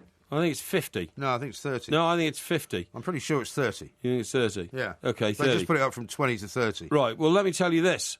I'm told now... Have you got a contactless card? Yes, I have, yeah. Have you ever used it? I use it sparingly when, I'm sure the cash or something. Sparingly? Yeah, because I think if you use it all the time, it can be abused. But anyway, the point of my story is the head waiter at one dining establishment that I use now, where people have dishes over lunch, which might come to, I don't know, £45 or something, or after... What do you mean, for a single dish? Well, for nibbles, basically. Is this the Ritz you're talking about? Well, it's where people go after work for a glass of champagne and nibbles, believe it or not. Uh-huh. Well, it must come to under 60 quid because he said, what they do these days is he said they just both. He said, I'll bring the machine over and they both tap. Right. Like half the cost of it. Okay. Well, that's all right up to 60. So the expression "going Dutch" has now been returned to the English lexicography. Dutch, contactless Dutch. Yeah, exactly. Yeah. You see, how did you deal with this terrible scenario then when this woman wanted to offer you money? Well, she actually gave me £40 in cash, two £20 notes. And you accepted it? No, I said I'm not accepting. She said, in case I'm going home. So we came to a compromise. I took 20 and gave her 20 back. Right. And how is that any better? Well, I will return the other £20 surreptitiously. What do you mean? Well, in a different way. How? I'll buy her a present or You something. buy her a vase. No, I won't buy a vase. No. How much did the vase cost that you bought me for my wedding then? I remember it exactly. It was $69. Really? Yes. It's not very much. Well, plus sales tax. 9%. It could have been $169 on reflection. It could have been. Could have been, yeah. In fact, I think it probably was, actually. Is there a picture of it anywhere? Well, in those nobody took a picture of us opening the presents. No. In those days, you didn't have mobile phones with cameras. No, but we had about 10 photographers at the wedding. Well, probably one of them has got a picture of it, I would think. You think? Yes. Yeah, I would think so, yeah. Right, 'cause I've never seen it. Oh, right, OK. Liz says, why do you all think that Mike Parry is wrong? He's utterly right. Of course Why I don't am. you Google and you will find we are right and admit you are wrong? Exactly. I don't know. Very strange. Well, of course I'm right. I mean, excuse me, I'm very aware of the Shakespearean expression, I fear he protesteth too much, okay? So I'm not protesting, because I know I'm, Daniel says this, look, in my inner self. Porky admitted on this very show about a month ago that he never gave MG a wedding present. How does that possibly correct? No. No, I didn't, no. Okay. I think sometimes people try to listen to what I'm saying. And can't work it out. No, they hear what they want to hear, you know what I mean? Yeah. Dan in Newcastle says that you can't hear a tree fall when you're not there. Amazing, Porky. And I thought my double CD of Amazonian tree felling was broken. Yes, well, no, you're absolutely right. Now, listen, talking about food and all that kind of stuff, right? Yeah. Do your kids take pictures of the meals that you have at home and then send them to their friends? No. Why? Why would they? Well, apparently this is now the in thing. Oh, yeah? No, seriously. Now, maybe... I take pictures of the food we eat at home sometimes I and know, put them out on Twitter. and put it on Twitter. That's absolutely right, yeah. So maybe it's an older thing, okay? Maybe. But the fact... My kids aren't doing it anyway. They're not doing it, okay. The fact is, what this has led to, and people sending pictures out of what they eat all over the place, particularly in restaurants and all that. So when they get home, when they want to take a picture of something they've cooked, do you know what's happened? What? They've all now gone out and bought very expensive crockery from a place called Denby. Right. Have you ever heard of Denby? I've heard of Denby, yes. I've got a full set of Denby in both my homes. Have you? Yes, full set. How many? When you say a full set, how many pieces? About 64. What, each? Yes, in each one. That's 132-piece dinner set. Yes, I have, yeah. And when have you ever used it? Well, no, they're two separate ones. One's in blue and white. I understand that. One's in blue and white, one's in black and white. Yeah, but they're still 132 pieces. Well, they're 64 pieces each, yeah, that's right. No, 128. 128, that's right, yeah, absolutely. Well, that's an awful lot of crockery. It is, yeah. Well, have you ever used any of it? Some of it. When was the last time you had a dinner party? I've never had a dinner party. Well, what do you use it for then? I use it for myself. Well, so you use the visiting people. The 64-piece set. Yes. And you use, say, the bowl for your cornflakes. Yes. Why? Well, because I like Denby and my mum bought it me. But the point is, people have gone out and start buying all this because when they're taking the selfies of the food they cook at home, they decided they've got to appear to be posh. Oh, so they've got to put it on a decent plate. Yeah, seriously. Yeah. And oh, no, the thing is, plates are out. Yeah. Plates are out. You put it all in bowls now. You put it in bowls to make it look more exotic. Uh-huh. Plates are now out with the inset. Really? Don't use plates to eat on anymore. It's all in bowls. Bowls? And they're Denby bowls, and they're very expensive. My Denby set costs... Why wouldn't you have a Denby plate as well, then? Over £200. No, plates are out. £200 is not that much, is it? For 64 pieces? I don't know. Only peasants eat off plates these days. Is that right? Yeah. Well, I eat off a plate. Yeah. And I'm not a peasant. Yeah. This is Talk Sport. The Two Mics, simulcast across the UK on Talk Sport and Talk Radio.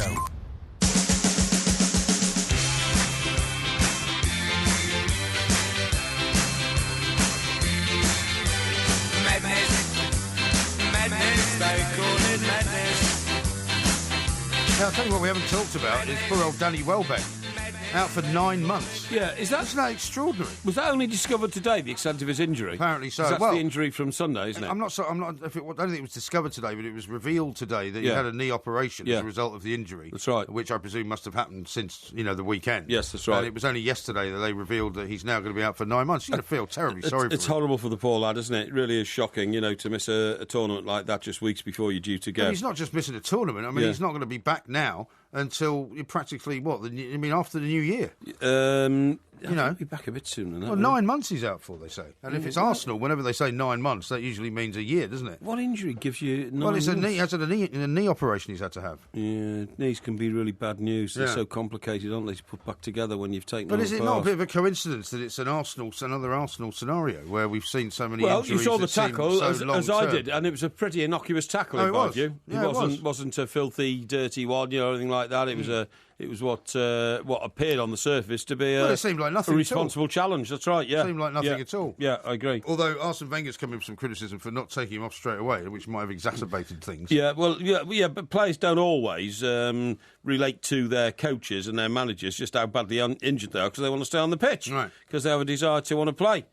I've got bad news about Lord Nelson's ship. Bad news about Lord Nelson's ship, HMS Victory. Yeah. What's the bad news? Well, it's actually getting crushed by its own weight and has been for a while. We knew that. What, in the dry dock? Yeah, in the dry dock. Well, why don't they put it in the water? Well, this is a great question. I don't know. Ships are meant to float on water. That's why they're built like they are, because they have buoyancy and they have air inside them. Yeah. Put them in a dry dock, and isn't it obvious that the weight of the ship above is going to press down on the timbers below? Yeah. Britain's most celebrated warship needs 136 metal props fitted to stop it slowly collapsing under its own weight, like a squashed football. But I suppose the reason they can't put it in water is that in water it would sort of disintegrate perhaps even more. It wouldn't. I mean, I know what you're saying, because the Mary Rose was taken out of water after being there for 400 years. But that was under the sea, wasn't it? That was under the sea. Do you know for the next 10 years it has to have freshwater sprays onto the wood for the next 10 years to make sure that it doesn't disintegrate because it's been in the water so long. Yeah. It's amazing. I mean, presumably with the Victory, what they could do, and I'm no expert in these matters, so it may be a stupid suggestion, but they could treat the wood in some way and then put it in water so that it could float, and therefore it wouldn't be giving itself such stress. I think it's all a question of cost, you see. I think these things are all doable, but it says... Well, there you go. There's your new kind of charitable sort of foundation type thing. Could be. You could single-handedly rescue the HMS Victory. Yeah, I could do. The HMS Victory's deck is sinking towards the keel by 1/5 of an inch a year. Yeah. Doesn't sound like a lot, but when you consider it's, in 100 years, that's... well, that's an inch every 20 5 inches. years. Yeah, I mean, that's terrible. And what we're going to have to do is spend £35 million on a conservation project. Well, who's responsible for that? I mean, does that come under English Heritage or something? No, it comes under the National Museum of the Royal Navy, who are responsible for it, OK? Well, they can't have much money. They haven't got enough money to run the Navy. No, they haven't. I totally agree. And the strangest thing is, when I get up in the morning sometimes in Gosport and I look across the harbour, where, excuse me, when I first moved there about 8 years ago, you might see half a dozen ships. Yeah. The only ship I see now is HMS Victory. Yeah. We don't have any ships anymore. People might say, of course we have. We've got the Royal Navy. I'm telling you... They haven't got very many ships. I don't know where the ships are, because they never seem to be in port in Portsmouth anymore, like they used to be. Yeah. The aircraft... We used to have 2 aircraft carriers based there. Yeah. It's announced today that Lusty is going to be scrapped. It was due to be made a sort of an exhibition ship like HMS Belfast. No, that's going to be scrapped. Yeah. It's a sad situation. I mean, you see more ships in London. I mean, I see the Kelly Sark quite often, which is always a nice sight when I drive around Greenwich. Yeah. If I'm on my way down to Sussex or something like that. Yeah. But you don't see naval ships at all anywhere. No, you're absolutely right. This is a point here. Look at this. You see the only masts I see are the masts of HMS Victory. Yeah. But you only see half masts these days, and this is why. Listen, the masts will be going back up on the ship, but they are 25 tons of weight each. And the lower masts have been out since 1893. Yeah. We've got to stop her moving, then work on how we support the base of the mast to make sure they're safe if we want to restore the ship to its former glory. HMS Victory was expected to last about 9 years after she was first floated in 1765. But it had 25 million visitors have walked her decks since she was in dry dock in 1922. Have you been in there since it's been in there? Yeah. It's been in dry dock? How much does it cost to get in? That sometimes is a bit of an overpriced exhibition. What happens is you buy a pass for the day for the Royal Naval Dockyard, which if you get off the ferry on the other side at Portsmouth, you go to your left, then the Royal Naval Dockyard entrance is there, and you buy a day pass, and I'm not sure what it is. I think it was about £16 when I last went. I don't know what it is now. Right. But that admits you to like 6 different attractions. The Mary Rose, HMS Victory, the Royal Navy National Museum, all sorts of things like that. And then you mark them all off on your card. And if you can't go that day, you can come back tomorrow and do it then. Okay. So it's great. It's a great facility. It's absolutely smashing. And I might take the kids there one day. Oh, you must. Yeah, you must. Honestly, it's a fantastic day out and all that kind of stuff. But it's sad to see that... It's more sad to see we haven't got Navy ships these days, but to see us, when you think of how much money we give away in overseas, we were talking about yesterday, billions and billions of pounds, we can't find 35 million quid to restore HMS Victory. It's a disgrace. They will find it difficult to get the money out of the naval budget because they haven't got money to run their own ships. Totally agree. Now, here's one from Becky, ahead of Porkyvision. Peaky Blinders only aired here on Monday, she says, and we are a week behind the UK. Right. Please don't give the plot away, Porky. No, I won't. I won't. Tim says, I had dinner at the Ritz on Saturday night before seeing Sheridan Smith in Funny Girl, and I ate off plates.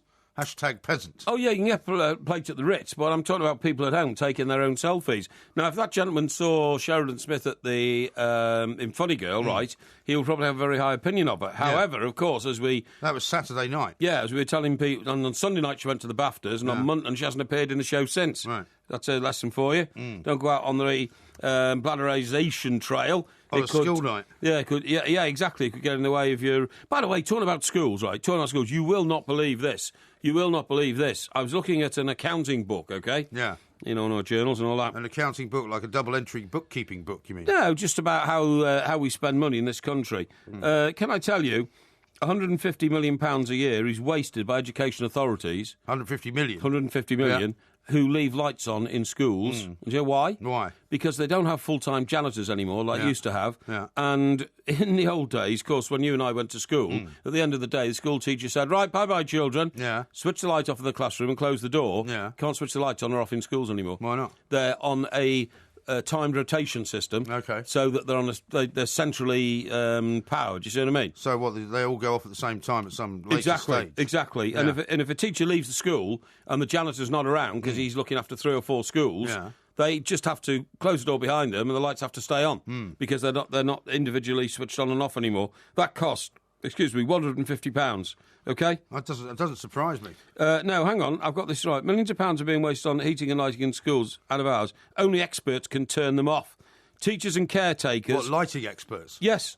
Teachers and caretakers are unable to control the over-engineered systems which leave the lights burning and heating on full blast overnight. Yeah. Also, many are left on full blaze during weekends and in the holidays. It costs at least £150 million a year, which is more than a third of the £422 million a year spent on energy in schools in England. But I bet you that's the case in all kinds of government buildings I bet it well. is, yeah. Because, I mean, I think there's lights that are left on in the Houses of Parliament when there's hardly anybody there. There's lights in all sorts of ministries in Whitehall. Oh, absolutely. That are kept on when there's nobody around. Yeah. Because, so the electricity bills must be horrendous. Yeah, exactly. Exactly. I mean, look, if you see in a building like the Barclays Tower at Canary Wharf or, HSBC or something like that, well, that's fine. They're paying the bill. And also, there's people in there all night because they're trading with Hong Kong, they're trading with Japan. There are people working. When you see it in the government office in Whitehall, and there are far too many government offices around. I mean, by the way, one of the Mayor of London's massive offices is just around the corner from here. It is, yeah. Or just off Stamford Street. I mean, before we had the Mayor of London, we didn't need a 16-floor block of offices to cater for his staff. Yeah, isn't that Transport for London's place as well? Well, that's controlled by the Mayor of London. I mean, it says Mayor of London, on the brass plate outside the door. Because I think it's where all the cab drivers have to go to get their licences sorted out. Yeah, it's about 16 floors, and quite often when you and I might be leaving here at 7 or 8 at night, or coming in at 7, 8 at night, that building's ablaze with light. Yeah, nobody in there. You can tell there's nobody in there. Because there's nobody moving around. Well, there's nobody in there. It's a government building. Yeah, it's they work 9 to 5. Yeah, nobody works after 5 o'clock, and yet the lights are blazing all over the place. It's a damn scandal. An absolute scandal. It is. Well, that's where your money's going. Did people not understand that when you put up parking charges, right, in a small town in Surrey, you are taking money out of the shopkeepers' pockets? Yeah. Because if a man who parks his car has to pay £4 an hour instead of £2 an hour, which it was a year ago, right? A year ago. It's £4 for 10 minutes in London. Yeah, exactly. If he parks for 2 hours, that's extra £4. That £4 could have been spent on buying something like a new... pen. What? A pen? A new pen or a new book in Waterstones or a new, cushion cover in, somewhere else or something like that. Poundland. Yeah. So you get 4 things for you could. For £4. But you're not spending it in the high street because you have to spend it on the parking meter. Don't these idiots realise that when you suck money out of private individuals' pockets and into the public sector, you are destroying the economy? Yeah, but they don't care because they want it for their pensions. This is Talk A lot Sport. of it goes to their pensions. Porkyvision coming up. On digital radio and 1089 and 1053 AM. Talk Sport.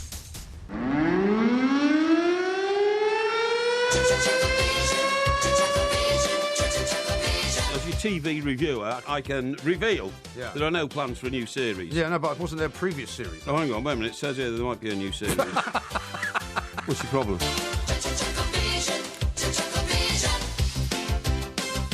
That music can denote only one thing, and it is, of course, time for Porkyvision, the greatest TV review you've ever heard. Indeed. Obviously, Mr. Parry slightly impaired tonight by his lurgy, but he will bravely fight on and hopefully get through it all the way to the end. So, what have you got for us this morning?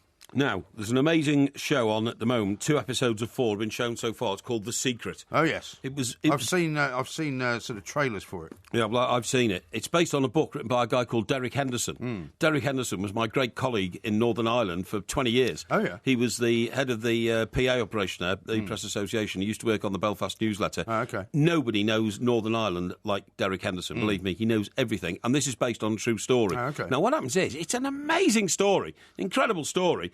It's in Coleraine, okay? Yeah. And it's a bunch of happy clappers, literally. They're all Baptists, and they're all members of a Baptist church. Yeah. And it opens up with old James, what's his name? You know, the great Northern Ireland actor. Yes. James, you know what I'm talking about. I know exactly who you're talking about. Yeah, you know. It's, the guy that was in Shameless. Yeah, and he's had the hair transplant. No, he wasn't in Shameless. He was in... what was he in? He does all those adverts and things. You know. James Nesbitt. James Nesbitt, that's the guy, Manchester United fan. I don't know, yeah. But anyway, he opens up with him playing the guitar and all that, and he's a leading light of the Happy Clapper group at the Baptist Church.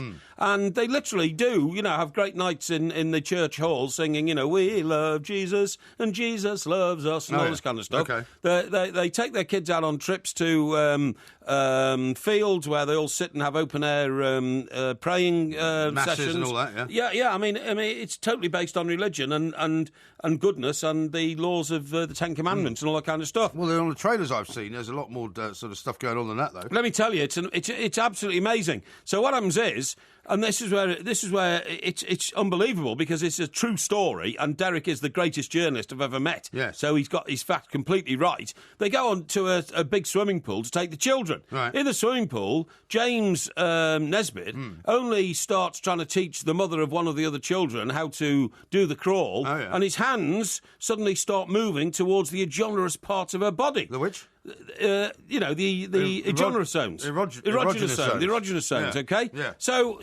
the erogenous zones are somewhere else. Yeah. He suddenly says to her, you know, I'm having not innocent thoughts about you, Kathleen. Yeah. That's her name. Kathleen. Yeah, and she says, I may not be all that innocent after all, you know, James. I can't remember his name in the show, but, you know, I'll call him James, okay? Yeah. And you know, you see this... she's married to somebody else. She's married to a cop. She's married to a man who's portrayed as a boring member of the RUC, because this is all based in the 70s, okay? Okay. You know, a constable who's, you know, really not got a career. James, what's his name? Nesbitt is a dentist, you know, with a highly successful practice. Okay. Anyway, he then goes off on a jog a week later and jogs to her house, knowing that the RUC cop is on night shift. And is he an unhappy marriage or something? Well, you don't think he is, because he's got 4 kids at home, and it's all typical. Just a mad Rogerizer. Yeah, it's all typical Northern Ireland architecture. There's a lot of bungalows in Northern Ireland. I don't know why, but there are. Like Scotland. Yeah, that's right. Low level and all this kind of stuff. And, that sort of grey colour. Grey colour, beautiful polished wood and all that kind of stuff, you know.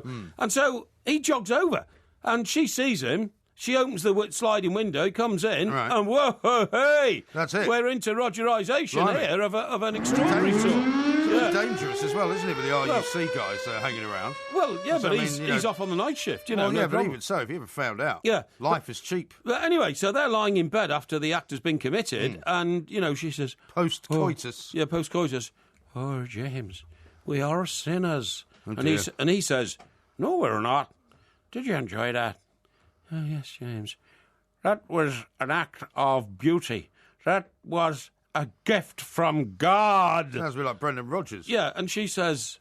As it were. Oh, yes, let's do it again.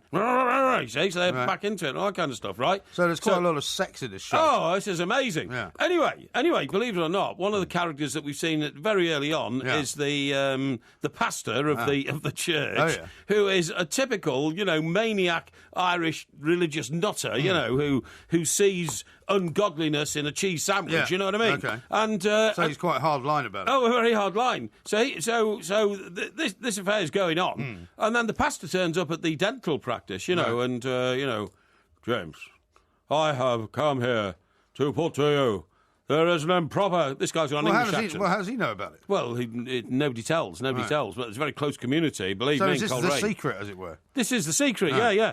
So, well, I think it is. I don't know. They don't keep it secret very long. No, they didn't know. So he says, and he's got an English accent, he's, it has come to my attention, improper relationship between you and Kathleen. Yeah. And James Nesbitt says, I can promise you, Pastor, that has never happened. You have my word. So he's lying as well. He was lying. Stretched out his hand. And then he goes home and reads his Bible to find out which one of the commandments that he's and all that. Right. But Pastor's not happy. He goes and sees the wife of the cop. And she confesses. Oh, dear. So then Nesbitt is called to that house, and then the cop is informed, and then James Nesbitt has to apologise to the cop. I have sinned. Shoot him. Yeah, I'm surprised. Yeah. Oh well, they're all forgiving. The cop, when James Nesbitt shakes hands and says, cheek and all that. I am a sinner. Sorry, I Rogerised your wife. Yeah, I'm sorry, I am a sinner. But the way they all think, all these happy clappers, is that poor guy's a sinner. I feel sorry for him. What was he sinning at? Temptation. He was leg-overing my wife, you know what I mean? Yeah. But we're happy clappers, so we're not so worried about it, you know? Right. So anyway, so they say... So this is just the first 2 episodes? And I haven't even got there yet, man. Right. I'm going to rush through this. This is the first 1 episode. This is only half. This is only half of the first episode. Oh, okay, right. But I've seen 2 so far. Yeah. So anyway, what happens then is, it's all back to normal, and the pastor, gets in the middle again. So they give up on their Rogerisation spree. Exactly. The pastor gets in the middle with the Bible, clutching the Bible. God will forgive us all. The Lord will look after us. Yeah. The Lord will see us on the straight and narrow. The Lord will keep us on the path. Not according to James Nesbitt. He goes out jogging again. Guess where he ends up? Well, back at the same woman's house. Hey, open the window, love, and back at it. Back at it. We are sinners. He says, yeah, but it's... Do you think the husband might have been paying a bit more attention? It's God's will. Well, you thought he might have been, yeah, but I think he's got the idea now. Right. So then everybody sort of knows it's still going on. So then this is where it's just become amazing. These God-fearing people. Yeah. They're walking on the beach, and James Nesbitt then comes up with the theory that we've made the lives of our spouses so miserable. I think there's only one thing we can honestly do to help them. And she says, what is that, James? I think we should commit them to God's kingdom for their own good. So he wants to kill them? Yeah. Blimey. Yeah. So she says... That's a right piece of work, this guy. So instead of her saying, oh, I'm horrified, she says, how would we do it? Right. And then it gets a bit ridiculous, actually, because you know how they do it? Yeah, what? What Nesbitt does then is... I'm not sure you should give this bit away, though. Oh, no, it's okay, don't worry, it's in the early series. What he does then is, he actually gasses his own wife in her own house by putting the pipe in the back of the car, leading it all the way through the house to the bedroom, right? Sticking it under her bed. That's a long pipe. It's a very long pipe, but she's become an alcoholic because she is so distraught at the marriage situation, right? So he waited till one night when she's absolutely bladdered on 2 bottles, and you suspect he's put a pill in her wine or something like, because he's a dentist, right? So he knows all about it, and then he's not poisoner though, is he? Well, no, but this is horrible. And he brings a pipe into the room, sticks it under her duvet. How many kids are involved in this? 4 kids on his where side. Are the kids? Well, he's jammed up the doors of the bedrooms while he's killing his wife. Right, the kids' bedrooms, so they can't get out, right?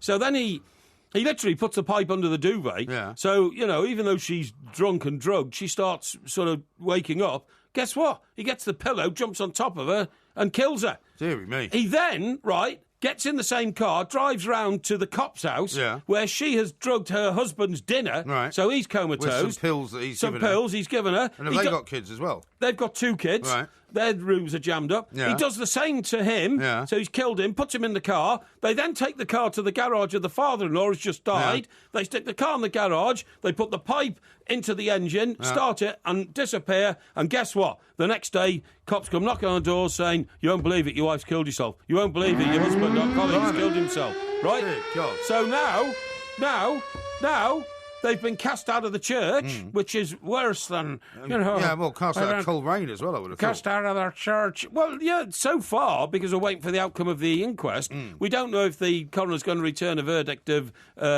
suicide. Or misadventure. Because he's littered the car. in which they died with pictures of the family. And also, in her early days of drinking, she did try to do herself in with pills and bottle and left a suicide note. Oh, dear. So he's put the suicide note in the back of the car. Same one. I mean, talk about squaring the circle. Yeah. So now they're carrying the shame of having, fornicated and driven both their partners to killing themselves. I'm not sure this guy feels any shame. Well, he feels no shame. The man's a monster, an absolute monster. But he says, God will keep her safe and keep his eye on us. And all the time they're going off and doing the happy clapping. Oh, Jesus is the King. But not anymore, presumably they'll be kicked out. Jesus loves us, it for Jesus. Eh? But presumably they'll be kicked out of that now. Well, we don't know, you see, until the next episode. But I mean, it's an amazing programme of godliness and when's evil. the next episode on then? This week, presumably. I think it's tonight. I think it's Thursday night. Oh, is it? Yeah, so, I'll give you an update if you like. But I mean, it's an amazing programme, quite amazing, because of the devoutness that you come, and the evilness within it, the devoutness. I mean, absolutely amazing. Yeah. I've always said that behind these happy clappers are some very strange weirdos, Well, it is fictional, of course, isn't it? No, it's not. It's a true story. Oh, is it? I keep trying to tell you. It is a very true story. You don't think it's been adapted for television? No, written by Derek Henderson. It's terrific stuff, believe me. Okay. Well, that was good, Porkyvision. wasn't it? That was good. That was Porkyvision. I say that was the best ever. Well, it doesn't matter what you say. It matters what the people out there say, of course. That was Porkyvision. Tomorrow night, of course, is a Porky quiz, which is on the 30th anniversary of Top Gun. The Two Mikes. Simulcast across the UK on Talk Sport and Talk Radio. Crazy, but that's how it goes. Millions of people living as hoes. Yeah, but maybe. This is Talk Sport. We are the Two Mikes. As I said, the Porky quiz coming up tomorrow on Top Gun. A couple of comments on your Porkyvision. Yes. And Michael says that was actually very informative. Yes. Well, what do you think it would be? It's called Porkyvision. Well, I think that surprised him, though. Yeah. Steve says, does he know what the time is? Which I think was saying you might be going on too long. Kevin says, why is Mike Parry reviewing episode 1 of The Secret, which was 2 weeks ago? And also he says the affair is not the secret. Ooh. Oh, right. So maybe there's Well, I said to you I didn't know what the secret was, to be honest. So maybe there is another secret that will become clear. Yeah. Well, I've actually reviewed episodes 1 and 2 because all the killings took place in episode 2. Yeah. And it was chilling. I mean, what I'm saying is the amount of detail they went through. Can you imagine killing his own wife in his own house, having to put her in the car? How about this? Driving across Northern Ireland at a time when the Troubles were still on and men were regularly stopped and had their cars searched, no matter who they were, right? That's in bandit country. Exactly. Coleraine wasn't really bandit country, but anywhere in but Northern if you Ireland. went towards the border or sure, anything like that. Sure.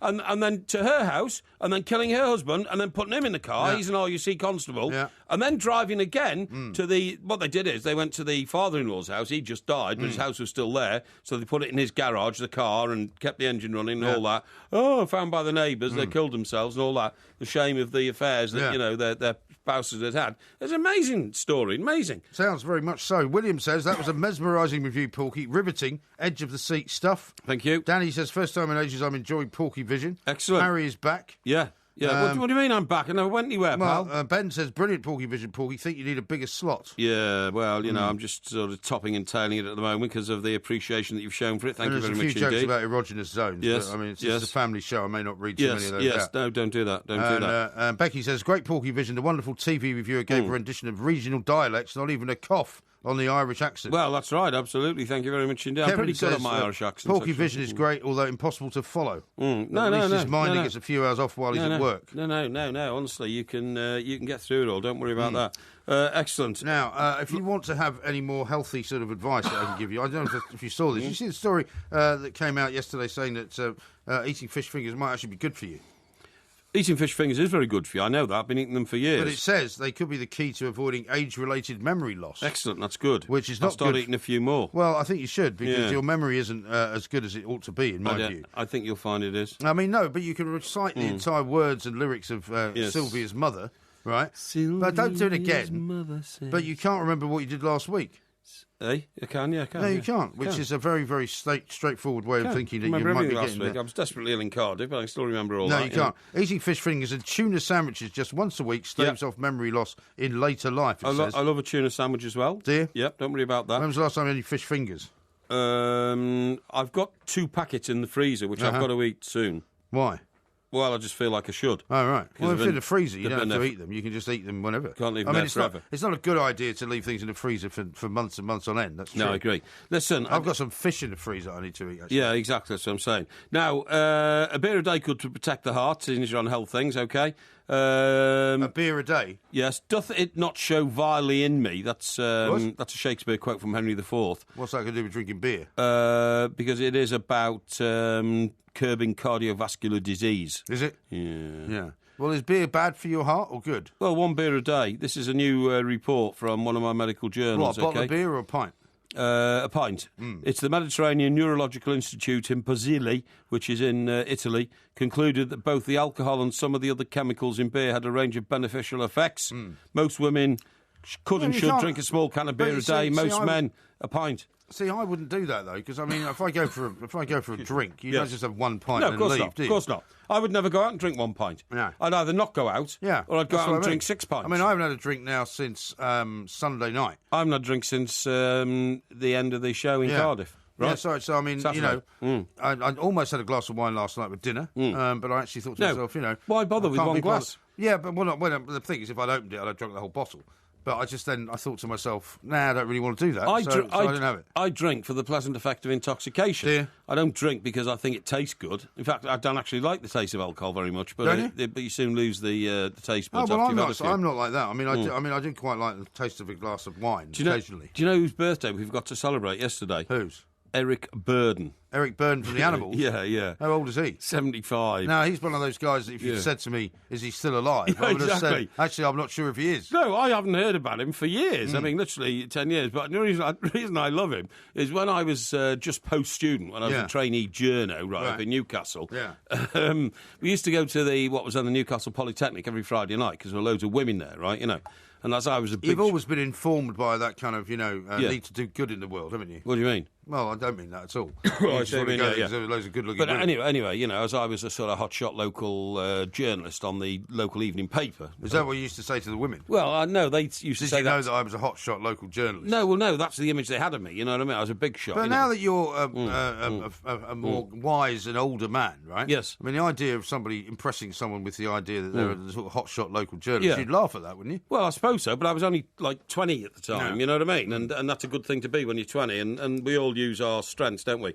But anyway, the point of the story is, I remember going up there because, it was a Friday night, and Eric Burden and the Animals, but not the original Animals, you know what I mean? It was like... you mean, why? Because the original Animals weren't there? They were all dead or something, you know what I mean? Well, I suppose they'd moved around a bit. Yeah, they did the House of the Rising Sun, didn't they? They certainly did. There is a house in New Orleans they call the Rising. Oh, that's the song. You sound a lot better. Well, I'm trying. Ever since I made anyway, the point is, I made the studio impossibly hot. The point is, Eric's on the stage. He's not looking in that good shape, to be honest. And I think, excuse me, he may have been ingesting something because he suddenly shouts out, OK, beer and acid will save the world, and then walked off the stage. Beer and acid. Yeah, that's right. That's what we saw of him. OK.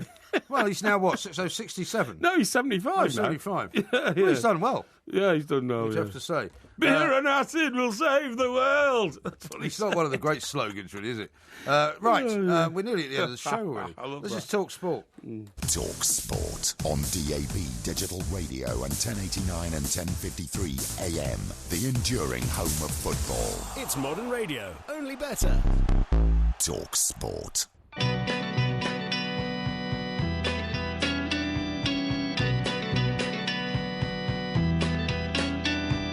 Baby, do you understand me now?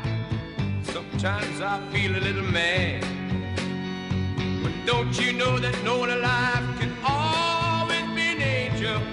When things go wrong, I seem to be mad. But I'm just a soul. I thought you were going to join in on that one. Well, I almost did, but I wasn't quite sure of the words there. But that, of course, is Eric Burden and the Animals. Misunderstood. It is indeed. Yeah. In fact, Glenn Arnold says Eric Burden is still recording and performing today. Is he? Age 75. I wonder if he's still saying beer and acid will save the world. Yeah. That was one of his great shouts, honestly. Fascinating stuff. And he definitely believed it. Now, coming up tomorrow, the Porky Quiz is going to be on Top Gun. Yes. So make sure you spend the day doing a little research on it. Yeah, I tell you, I'm looking forward to talking to tomorrow. Sandra. We haven't spoken to Sandra in Australia for a long time. Yeah, that's very true. And, she's been on her holidays, you know. That's right. We're going to spend a bit of time, hopefully, with Sandra talking over some issues down in Australia. Yeah.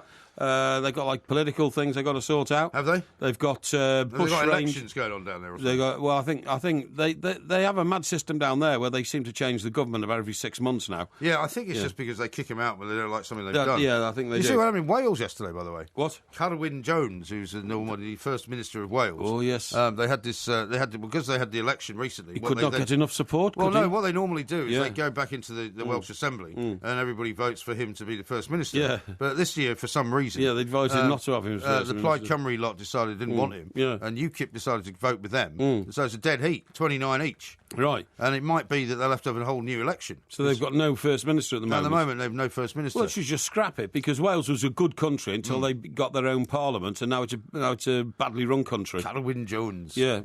What was that when we were in Cardiff? It seemed to be a bit of a joke. Everybody going, Icky Ardu. Icky Ardu? Yeah. I don't know. Icky, it's it's like Oggy Oggy Oggy. No, it's not Oggy Oggy Oggy. It was Icky Ardu. I think it's hello, mate, how are you, or something. Oh, no, I don't know. Oh, you must know. You said it to somebody. Did I? Yeah. You mean Yucky Da? That's it, Yucky Da. Yucky Da, not Icky Ardu. What's that mean? Yucky Da. Well, it's just a bit of a Welsh kind of greeting, really. Oh, really? You know? Yeah. Excuse me. What, like sort of chow? Well, not really. It's just it's a sort of a catch-all thing. Yeah. Yucky Da. Yucky Da. Yeah. What a stupid word. Well, I mean, it's a language thing. How about this? I don't know if this is true. Yeah. But it's from somebody in Belfast who says, you know, the term bungalow comes from Northern Ireland, Mike. It's because they ran out of bricks when building them and said, let's bung a low roof on them. Well, that's the oldest joke in the world. Yeah. In fact, the word bungalow is Indian and was brought back from, the Indian occupation of India. Oh, is it? In the 1830s, where, because of the extreme heat, they only ever built buildings on one level, so you didn't have to go upstairs or anything like that. Right. And so that they could put the fans in the ceilings and have the Waller boy sitting there with the rope operating the fan for you to keep you cool. Well, there's lots of big buildings in India, though. Well, there are now, but I mean, the word bungalow is an Indian word. It means, single-storey building. Okay. Ronnie in Lancashire says, Mike, I've got a subject for the next quiz. Get Porky to read the MOT Tester's Guide, available online. Then he can be as clever as me. Yeah. I think that guy's written into us before. Well, is he an MOT tester? I think he might be, yeah. Well, what a boring job. That was what you said the last time. Yeah, most boring job in the world. That doesn't mean we can't do a quiz on it at some point. Yeah, well, I wouldn't want to, because I couldn't be bothered to read it in the first place. I know most of the things that you need for your MOT anyway, but that would be full of technical things like depth of tyre, you know what I mean? This European was regulation. when you got it wrong when you said that I couldn't drive without a central mirror in the car, which it turns out you can. Yeah. Now, finally, on a tree falling down in Belfast, if there's nobody there to hear the tree falling, how would they know it doesn't make a sound, Porky? Which is quite a good point. No, it's not. It's a scientifically based research document. Well, next week we're going to go for a scientifically based expert. Yeah. Who will be able to talk us through the wheres and whys and wherefalls of audio and noise. Yeah, I'm all and all the rest for of it. Sounds good. Don't forget to come back tomorrow for another sparkling, as fizzy as a bottle of champagne podcast from the two mics. What was that when we were in Cardiff? It seemed to be a bit of a joke. Everybody going, Icky Ardu. Icky Ardu? Yeah. I don't know. Icky, it's it's not Oggy Oggy Oggy. No, it's not Oggy Oggy Oggy. It was Icky Ardu. I think it's hello, mate, how are you, or something. Oh, no, I don't know. Oh, you must know. You said it to somebody. Did I? Yeah. You mean Yucky Da? If you love the Two Mics podcast, you'll love the live show. Weekday overnights from 1am on DAB Digital Radio and 1089 and 1053 AM and via the TalkSport app. TalkSport, your Premier League station with exclusive commentaries every weekend. What an absolute corker! TalkSport. That's what your ears are. Your ears are not an ear. They're a collection of three bones that rattle together to interpret noise.